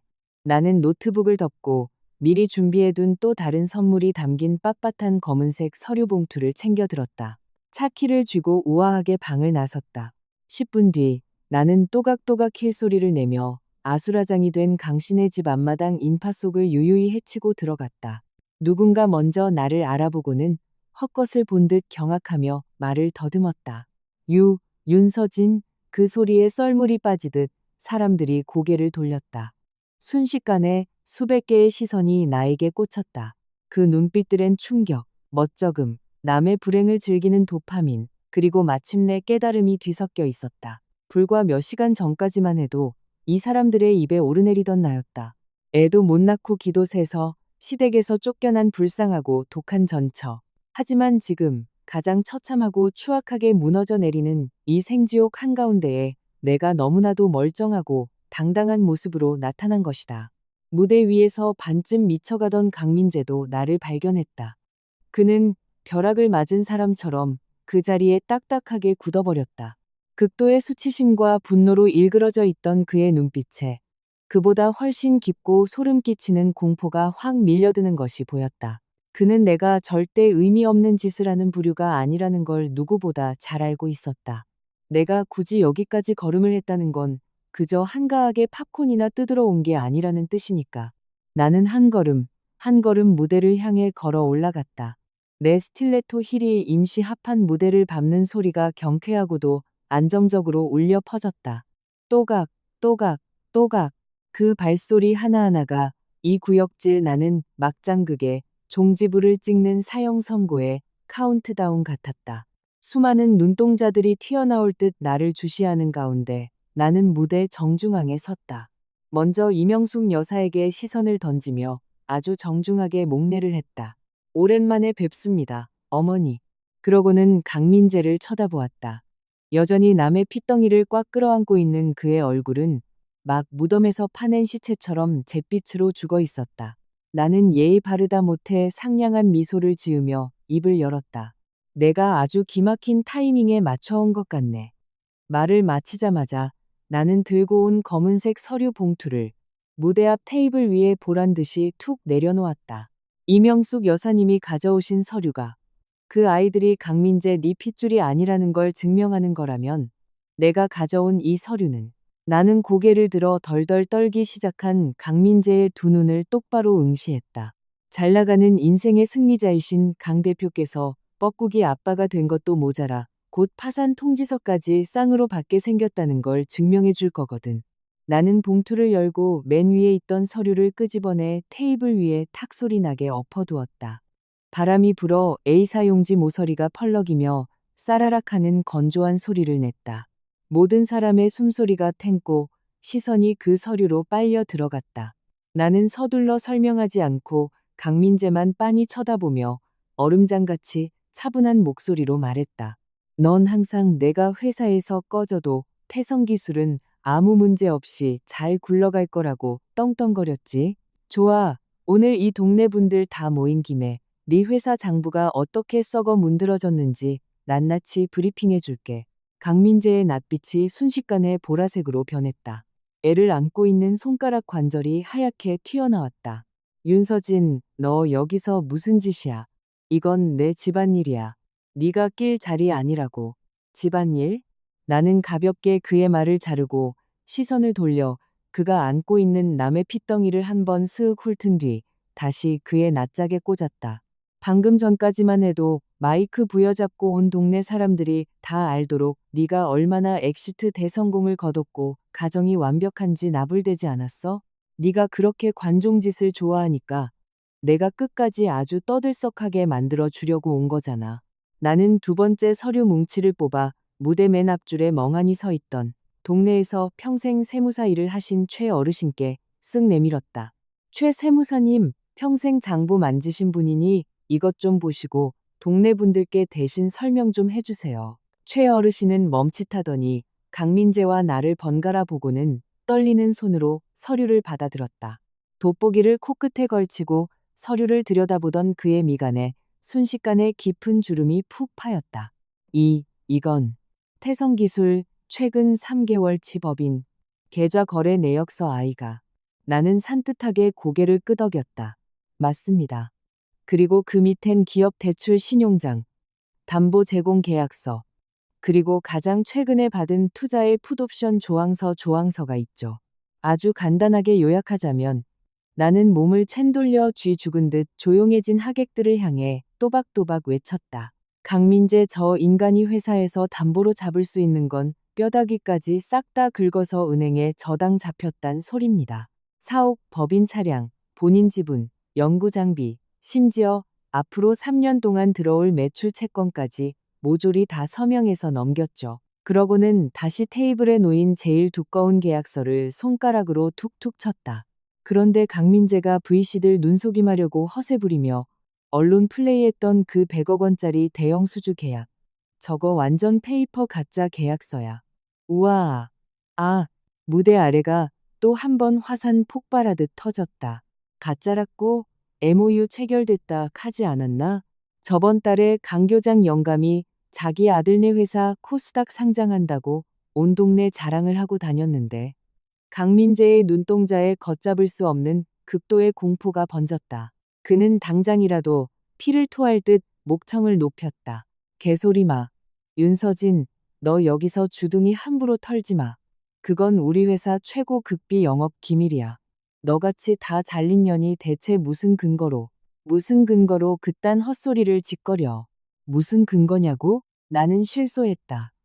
네가 계약 맺은 그 파트너사 처음 세울 때 자본금 실사 리포트 쓴 게 바로 나니까. 그리고 그 파트너사 대표라는 작자는 이미 석 달 전에 야반도주했고 그 화려했던 오피스 자리는 지금 마라탕 집으로 바뀌어 있으니까. 네가 계약서에 도장 찍던 그날 상대방이 찍은 법인 인감은 길거리 도장집에서 급하게 판 가짜였고 심지어 사업자 등록번호 끝자리 하나가 모자랐거든. 나는 잠시 말을 끊고 아예 시체처럼 허옇게 썩어 들어간 그의 낯짝을 집요하게 파고들며 융단 폭격을 쏟아부었다. 민재야, 넌 정말로 내가 이 선으로 물러나 있는 동안 눈뜬 장님인 줄 알았지? 넌 그 가짜 100억짜리 계약서 쪼가리 들고 일금융권 뚫어서 불법 추가 대출을 받았고 그 돈으로 네가 예전에 횡령해서 빵꾸 낸 장부를 돌려막았어. 돌려막기 폰지 사기 짓거리로 꾸역꾸역 태성기술의 멱살을 잡고 여기까지 끌고 온 거지. 하지만 어쩌나. 나는 아주 느릿하게 손목을 들어 애플워치를 내려다보았다. 내가 방금 여기 들어오기 직전에 이 모든 횡령과 사기 대출 증거 자료들을 내 주거래 은행 여신팀, 메인 VC, 그리고 국세청 조사국에 일제히 이메일과 팩스로 밀어 넣었거든. 넉넉 잡아 30분 아니면 태성기술의 모든 법인 계좌는 전부 동결될 거야. 네가 그토록 목숨 걸고 지키려던 알량하고 구역질 나는 그 CEO 행세도 오늘로 끝이야. 강민재는 눈앞에서 망치로 정통을 맞은 사람처럼 온몸을 비틀거렸다. 미친년. 그가 넋나간 얼굴로 중얼거렸다. 다음 순간 두 눈에 시뻘건 핏발이 터지며 짐승처럼 으르렁거렸다. 윤서진, 너 끝까지 나를 완전히 죽여버리려고 작정했구나. 널 죽인다고? 나는 한치의 흔들림도 없는 차갑고 싸늘한 눈빛으로 그를 멸시했다. 강민재, 태성기술이 이 지경이 된 건 내가 부순 게 아니라 네 스스로 파먹은 거야. 넌 법인카드 긁어대서 바람난 여자 먹여 살리고 전세금 대주고 포르쉐 뽑아주고 샤넬백 사다 바쳤지. 남의 새끼 임신한 년 데리고 와서 그년 애비애미 집까지 바꿔주고 그년 동생 토토 빚까지 갚아줬잖아. 이 모든 쓰레기 짓들을 내가 네 목에 칼 들이밀고 하라고 시켰니? 네 직원들한테 가야 할 피 같은 인센티브 빼돌려서 영업 확장비로 위장하고 최수민 명의 차명 계좌로 차곡차곡 쏴준 것도 내가 시킨 짓이야? 나는 고개를 챈 돌려 사람들 뒤통수 틈바구니에 껴서 쥐새끼처럼 슬금슬금 뒷걸음질 치던 강동호의 등짝에 시선을 정확히 꽂았다.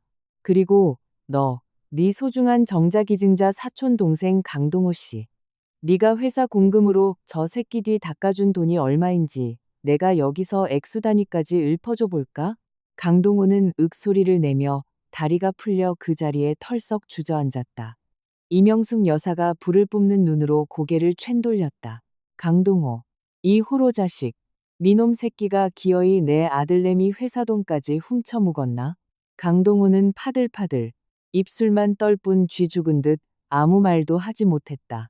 바로 그때 기가 막힌 순간에 강민재 수트 주머니 속 스마트폰이 미친 듯이 발작하며 진동하기 시작했다. 그는 사시나무 떨듯 손을 덜덜 떨며 하마터면 안고 있던 애를 바닥에 내동댕이 칠 뻔했다. 발신자 화면에 아주 굵은 글씨로 입이서 세 글자가 떠 있었다. 그는 반사적으로 통화 버튼을 짓눌렀다. 미처 여보세요. 소리도 꺼내기 전에 스피커폰을 켠 것도 아닌데 폰 너머에서 찢어지는 듯한 울음 섞인 비명이 수화기를 뚫고 쩌렁쩌렁 울렸다. 대표님, 큰일 났습니다. 은행 여신팀이 본사로 들이닥쳤어요. 국세청 조사관들까지 압수수색 들어왔다고요. 우리 회사가 이중 계약서로 사기 대출받고 공금 횡령했다면서 회계 장부랑 하드디스크 싹 다 털어가고 있습니다. 그리고 이 비서는 숨이 턱턱 막혀 거의 헐떡거리고 있었다. 사색이 되어 뛰어다니며 전화하는 게 뻔했다. 그리고 뭐 대체 뭔데?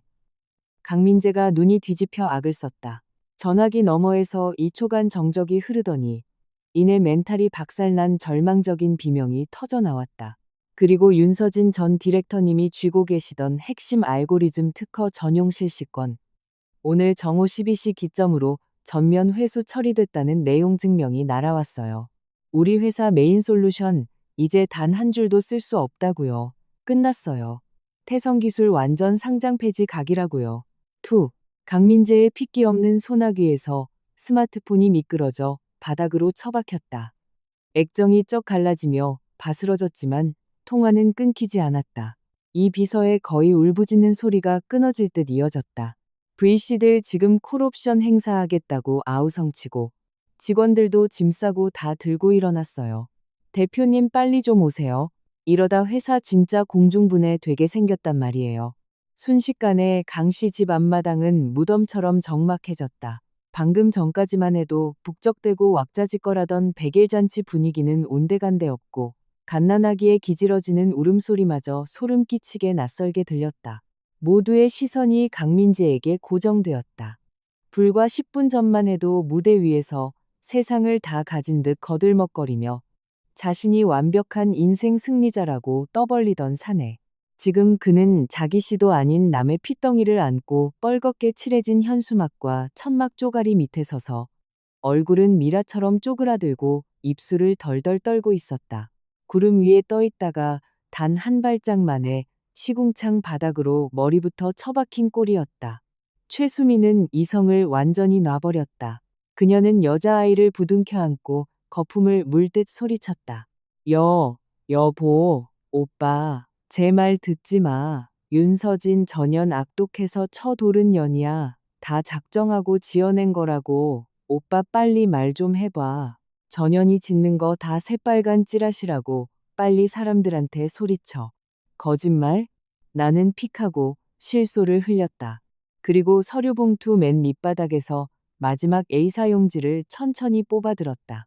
이건 지분 양도 확인서야. 서류에는 명확한 까만 글씨로 또렷하게 적혀 있었다. 본인 윤서진 명의의 태성기술 지분 15%는 어제부로 양도 절차를 완벽하게 마쳤음. 양수인은 강민재도 국내 벤처 캐피털도 아닌 이름만 들어도 피도 눈물도 없는 해외 악질 벌처 펀드였다. 나는 서류를 머리 위로 번쩍 들어 올려 바닥에 깔린 모든 인간들이 그 붉은 법인 인감과 서명을 똑똑히 볼 수 있게 펄럭거렸다. 참, 깜빡하고 말 안 한 게 있는데, 강민재. 내가 너한테 위자료 명목으로 뜯어낸 내 지분 15%. 어제부로 블록딜로 싹 다 팔아치웠어. 밸류에이션은 뭐 고작 150억밖에 안 쳐주더라. 근데 상대방 PEIF 쪽에서 내건 인수 조건이 아주 재밌어. 거래 성사. 즉시 태성기술의 전면적인 자산, 청산 및 법정 관리 절차를 밟는다는 거였지. 나는 말을 잠시 멈추고 입꼬리를 비스듬히 올려 비릿하게 웃었다. 즉, 오늘 이 시간부로 태성기술은 더 이상 강씨 소유가 아니라는 소리야. 강민재는 그대로 화석이 되었다. 벼락맞은 고목나무처럼 그 자리에 뻣뻣하게 선 채 숨쉬는 법조차 까먹은 듯했다. 두 눈은 빠질 듯 튀어나와 지분량도 서류만 미친 듯이 노려보고 있었다. 마치 도저히 믿을 수 없다는 듯, 그러면서도 마침내 이 모든 지옥의 시나리오를 깨달았다는 듯. 너 처음부터 이럴 작정이었어? 그의 입에서 새어나온 소리는 유령의 속삭임처럼 바스라졌다. 당연하지. 나는 아주 상쾌하게 인정했다. 내 놈이 최수민 그년이랑 몰래 처음 5성급 호텔 방 기어 들어간 그날부터 난 이 칼을 갈았어. 네가 룸살롱 다니며 나를 보드진에서 내쫓을 궁리를 할 때부터 난 이 엑시트 플랜을 짰지. 네가 감히 내 청춘을 짓밟고 나를 밟고 일어서서 내 피땀이 묻은 태성기술을 니들 망해버린 새 출발의 전리품으로 쓰려던 그 순간부터 오늘 내 그 폭망하는 결말은 이미 세팅되어 있었던 거야. 무대 아래에서 누군가 참지 못하고 일가를 토했다. 아이고 사이다다. 사이다. 꼬라지 잘 돌아간다. 그 한마디가 도화선이 되어 여기저기서 융단폭격 같은 비난이 쏟아졌다. 사기 결혼에 애새끼도 가짜에 멀쩡한 회사 돈까지 횡령해?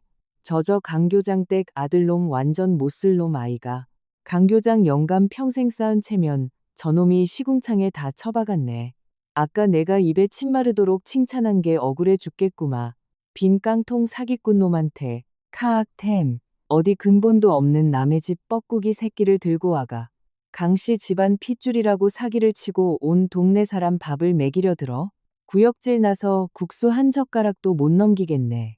무대 중앙에 서 있던 이명숙 여사는 그 모욕적인 손가락질을 견디지 못하고 휘청거렸다.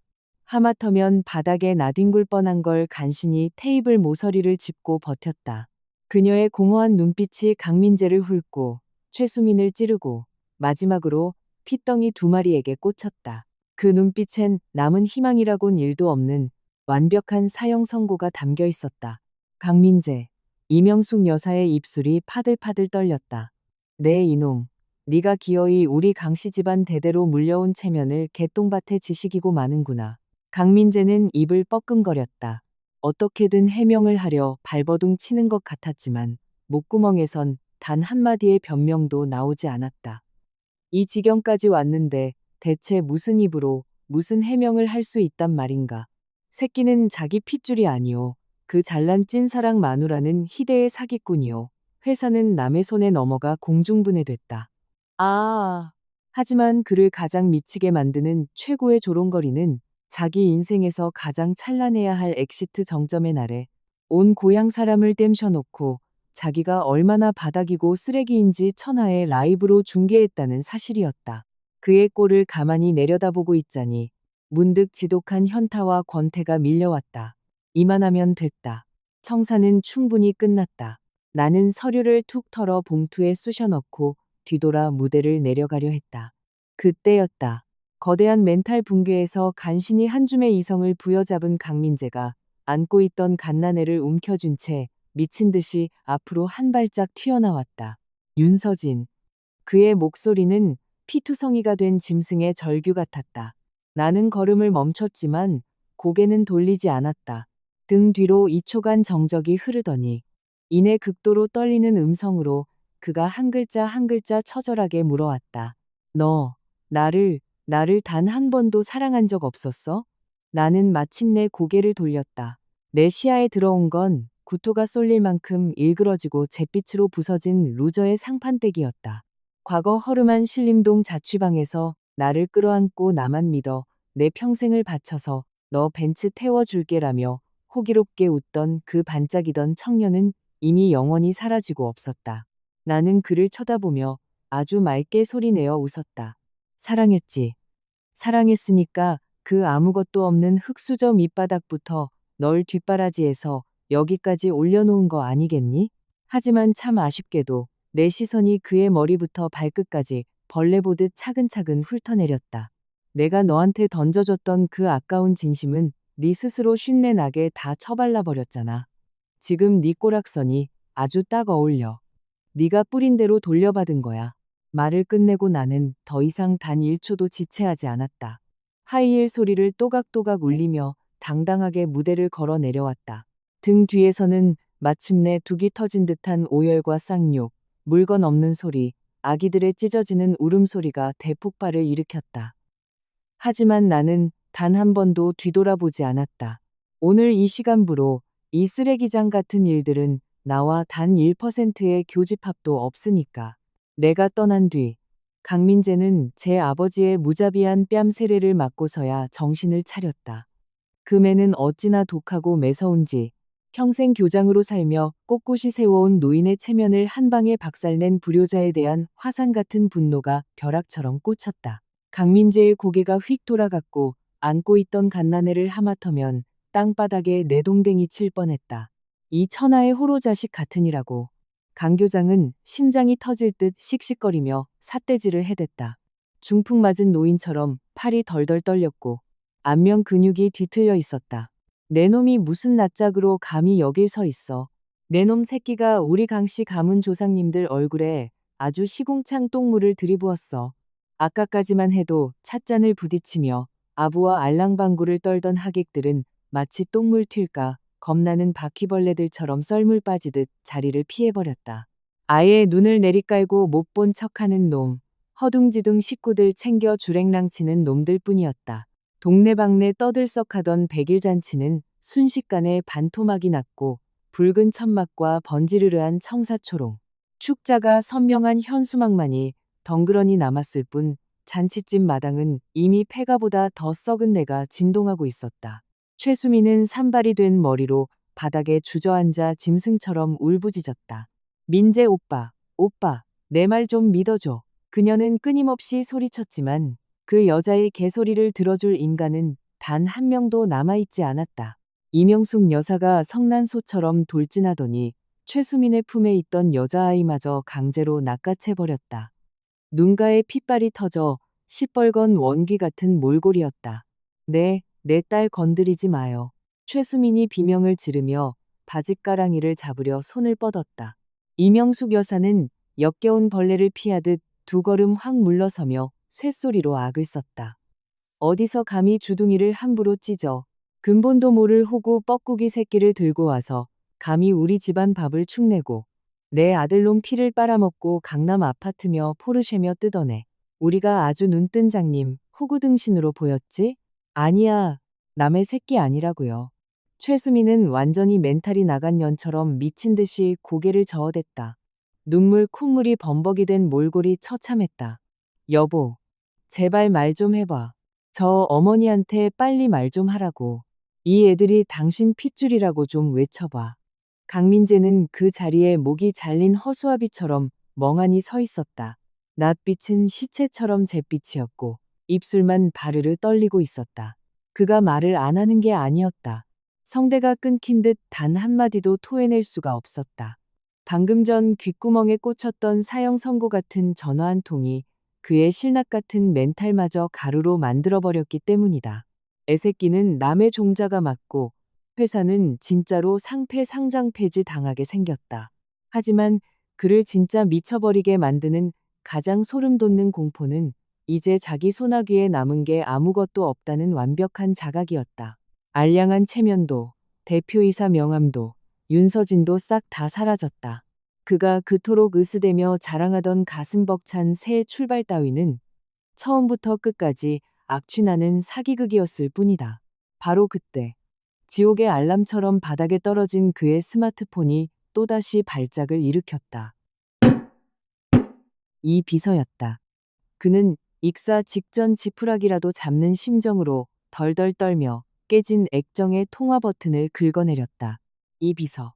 전화기 너머로 들려오는 이 비서의 목소리는 더 이상 미친 듯한 오열이 아니었다. 그냥 영혼이 완전히 빠져나간 체념의 깡통 소리였다. 대표님, 법원에서 집행관들 떴습니다. 가압류 처분장 들고 와서 회사 입구부터 빨간 딱지 다 붙였어요. 그리고 방금 인사팀이랑 법무팀에서 취합해 준 건데 오늘 오후 3시 기점으로 잦은 퇴사서 집어 던진 핵심 C레벨 임원급만 27명입니다. 이사회에서도 긴급 통지문 날렸습니다. 대표님 집행이사 및 총괄 대표이사 직위 현 시간부로 영구해임 처리됐습니다. 이제 굳이 회사 안 돌아오셔도 아니 못 돌아오십니다. 강민재는 전신 마취라도 맞은 듯 굳어버렸다. 몇 초 뒤 박살난 폰이 그의 힘 빠진 소나귀에서 툭 떨어져 시멘트 바닥에 둔탁하게 부딪혔다. 화면이 까맣게 완전히 죽어버렸다. 나는 그 막장극을 더 이상 구경하지 않고 강신의 대문을 빠져나왔다. 태양은 눈부시게 내리쬐고 있었고 바람은 잔잔했다. 읍내 강가를 따라 심어진 수양버들 가지가 살랑살랑 흔들리는 풍경은 마치 방금 전생지옥이 아예 존재하지 않았던 것처럼 평화로웠다. 이모가 종종 걸음으로 뒤쫓아오더니 내 손에 따뜻한 텀블러 하나를 꽉 쥐어주었다. 이모의 두 눈시울은 시뻘겋게 젖어 있었다. 아이고, 이 미련한 가시나야. 이모가 깊은 한숨을 내쉬었다. 속이 그래 문드러지도록 억울한 일 당해놓고 어째 이모한테 여태 한마디 언질도 안 했노. 나는 텀블러 뚜껑을 돌려 열었다. 안에는 김이 모락모락 나는 진한 두유가 들어있었다. 고소하고 달달한 냄새가 코끝을 스쳤다. 지금 말씀드렸잖아요. 늦지 않았죠. 이모는 나를 보며 무슨 말을 할 듯 말 듯 입술을 달싹거리다. 결국 투박한 손으로 내 손등을 토닥이며 꼭 쥐어주었다. 서울 올라가면 인자 내 인생이나 제대로 챙기고 살아라. 절대 뒤돌아보지 말고, 알았제? 나는 입꼬리를 올려 화사하게 웃으며 고개를 끄덕였다. 네, 절대 뒤 안 돌아봐요. 그날 해질녘 나는 벤츠를 몰아 서울로 올라갔다. 지평선 위로 겹겹이 불타오르는 저녁 노을이 마치 지난 5년간의 썩은 장부를 모조리 불태워버린 재와 같았다. 하지만 진짜 재미있는 지옥은 서울에서 강민재를 못 빠지게 기다리고 있을 터였다. 다음 날 아침, 경제 매체와 뉴스 기사 헤드라인이 폭발했다. 유망 AI 스타트업 태성기술, 대규모 이중계약 사기 및 자산은닉 혐의 포착, 법정관리 청산 절차 돌입, 창업자 강민재 대표 전격 해임 및 개인자산 전면 동결. 거기다 고향에서 벌어진 쌍둥이 백일잔치 뻐꾸기 사기극까지 블라인드에 익명 찌라시로 쫙 퍼지면서 실시간 검색어 순위를 미친 듯이 갈아치웠다. 냄새를 맡은 자극적인 사이버 레카들과 삼류 언론들은 피냄새 맡은 피라냐 떼처럼 물어뜯기 시작했다. 어떻게든 기사를 막아보려던 강씨 집안 사람들은 이제 동네 슈퍼에도 부끄러워 고개를 못 내밀고 방구석에 처박히는 신세가 되었다. 그리고 마침내 최수민이 본성을 드러냈다. 사흘째 되던 날 밤 흥신소에서 카톡이 날아왔다. 딱 한 장의 사진이었다. 사진 속 최수민은 머리부터 발끝까지 새까만 옷을 입고 마스크와 벙거지 모자를 눌러쓴 채 그녀 명의의 강남 고급 오피스텔 지하 주차장에서 커다란 이민 가방 2개를 질질 끌고 허둥지둥 도망치고 있었다. 그녀는 혼자가 아니었다. 옆에서 가방을 받아 카니발 트렁크에 쳐넣고 있는 놈은 바로 강동호였다. 트렁크 안에는 5만 원권 현금 다발과 폐물함, 명예 이전 서류 봉투 따위가 터질 듯이 처박혀 있었다. 사진 아래에는 아주 명확한 보고가 적혀 있었다. 강동호 명의의 홍콩 페이퍼 컴퍼니 계좌로 어젯밤 25억 원 송금 완료. 자금 출처. 최수민 연동 차명 계좌. 나는 사진을 확인하고 휴대전화를 탁자에 엎어둔 채 실소를 터뜨렸다. 아주 기가 막힌다. 쓰레기들끼리 물어뜯고 통수 쳐야 진정한 엔딩이지. 또 하루가 지났다. 마침내 강민재가 내게 전화를 걸어왔다. 발신 제한 번호도 아니고 비서번호도 아니었다. 도대체 어디서 누구 폰을 빌렸는지 모를 낯선 번호였다. 내가 통화 버튼을 눌렀을 때 수화기 너머는 죽은 듯이 고요했다.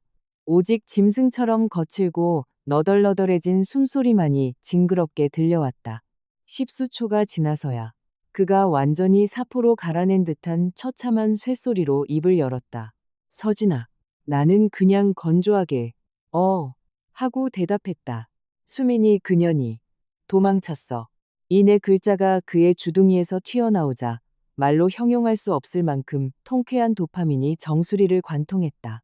그는 마침내 인정할 수밖에 없었던 것이다.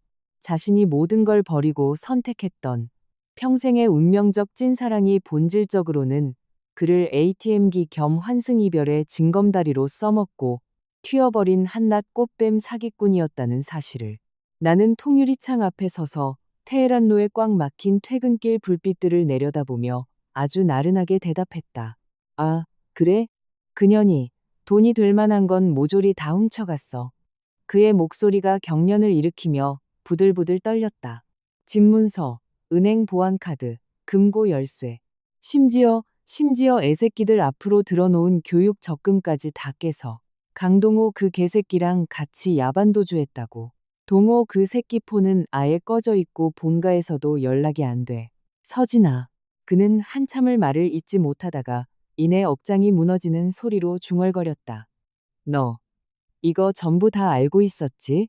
나는 소리내어 가볍게 비웃어 주었다. 알다니 뭘? 그년이 뒤통수 치고 튈 거라는 거? 아니면 그 뻐꾸기 새끼들이 네 핏줄이 아니라는 거? 수학이 넘어가 일순간 영안실처럼 싸늘해졌다. 다시 입을 열었을 때 강민재는 목구멍에 피가 고인 듯 목이 다 찢어져라 오열하기 시작했다. 너 다 알고 있었잖아. 처음부터 끝까지 싹 다 알고 있었잖아. 그래, 알았지. 나는 부정하지 않았다. 근데 내가 미쳤다고 널 왜 도와줘? 네가 직접 고른 환승여잖아. 넌 그년 안 치려고 나를 무참하게 걷어찼고 네가 그토록 입이 마르게 칭찬했던 너만 바라보고 순수하고 가정적인 진짜 현모양처라며 네 인생의 구원자라며 지금 그년이 네 집안을 아주 철저하게 풍비박산 내놓고 튄 거 보니까 네 안목 아주 소름 돋게 훌륭하네. 윤서진. 그가 짐승처럼 울부짖었지만 끄뜸은 벌레처럼 파들파들 떨렸다. 너 꼭 그렇게 잔인하게 짓거려야 속이 시원해? 그럼 내가 뭐라고 짓거려 줄까? 내 목소리가 북극의 얼음장처럼 차갑게 식었다. 널 위로라도 해줄까? 불쌍하다고 동정해줘? 아니면 아주 속 시원하게 인과응보 꼬라지 좋다고 박수나 쳐줄까? 그는 더 이상 악을 쓰지 못했다. 그저 처절하게 헐떡거리는 숨소리만 들려왔다. 한참의 침묵 끝에 그가 쉰 목소리로 애원하기 시작했다. 내가 미친놈이었어. 서진아. 내가 진짜 혀 깨물고 죽고 싶을 만큼 후회해. 회사도 다 상폐당하고 애새끼도 가짜고 그녀는 꽃뱀 사기꾼이었어. 나 지금 길바닥에 나앉게 생겼어. 신불자 신용불량자 빈털털이라고. 너한테 돌아가면 안 될까? 우리 다시 시작하자. 네가 하라는 대로 다 할게. 찌그러져 살라면 찌그러져 살게. 내 목숨 빼고 남은 거 다 내 발밑에 바칠게. 윤서진. 나 좀 살려줘. 제발. 나는 천천히 눈을 감았다 떴다. 갑자기 이 모든 게 너무나도 시시하고 우스워졌다. 진짜 징그럽게 질려버렸다. 이게 바로 이딴 못난 한남 남자, 새끼들의 종특이다. 지들이 한창 잘나가고 떵떵거릴 땐 조강지처를 짓밟고 올라갈 발판으로만 취급하다가 꼭대기에서 땅바닥으로 떨어져 끝나게 생겼을 때만 살려달라고 썩은 동아줄을 붙잡고 늘어지는 꼴이라니. 그는 나를 배신한 짓거리를 후회하는 게 아니다. 그저 평생 자기 뒷바라지를 완벽하게 해줄 든든한 호구, ATM기 하나를 잃어버린 걸 땅을 치며 후회할 뿐. 나는 그가 구차하게 징징대는 소리를 끝까지 다 들어준 뒤에야 나지막이 입을 열었다. 강민재, 넌 단단히 착각하고 있어. 난 네 인생의 마이너스 통장이 아니야. 옛날에도 아니었고, 지금은 더더욱 아니고. 그가 숨을 헉 들이켰다. 서진아, 내 말 좀, 다신 이딴 전화로 내 시간 낭비하게 하지 마. 나는 그의 말을 칼같이 잘랐고 내 목소리엔 단 한 톨의 자비나 타협의 여지조차 없었다. 네가 길바닥에서 깡통을 차든 폐지를 줍든 그건 네가 싸지른 똥의 완벽한 결말일 뿐이야.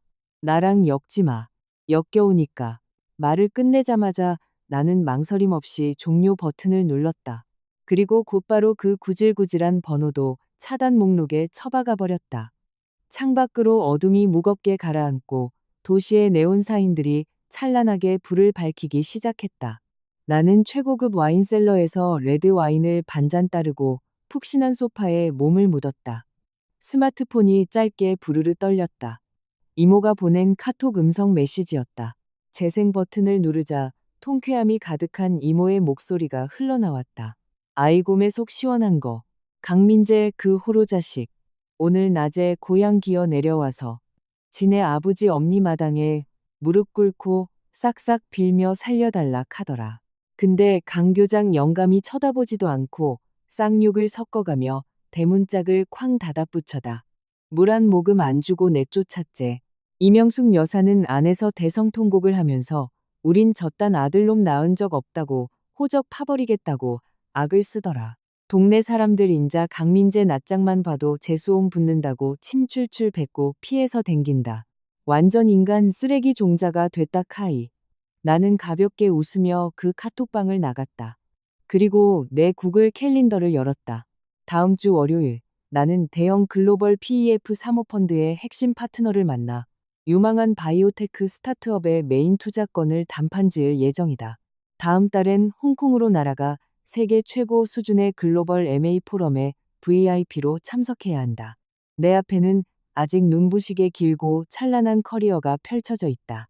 내 입맛대로 완벽하게 통제하고 어제보다 오늘 더 우아하고 소름 돋게 화려하게 살아갈 시간들.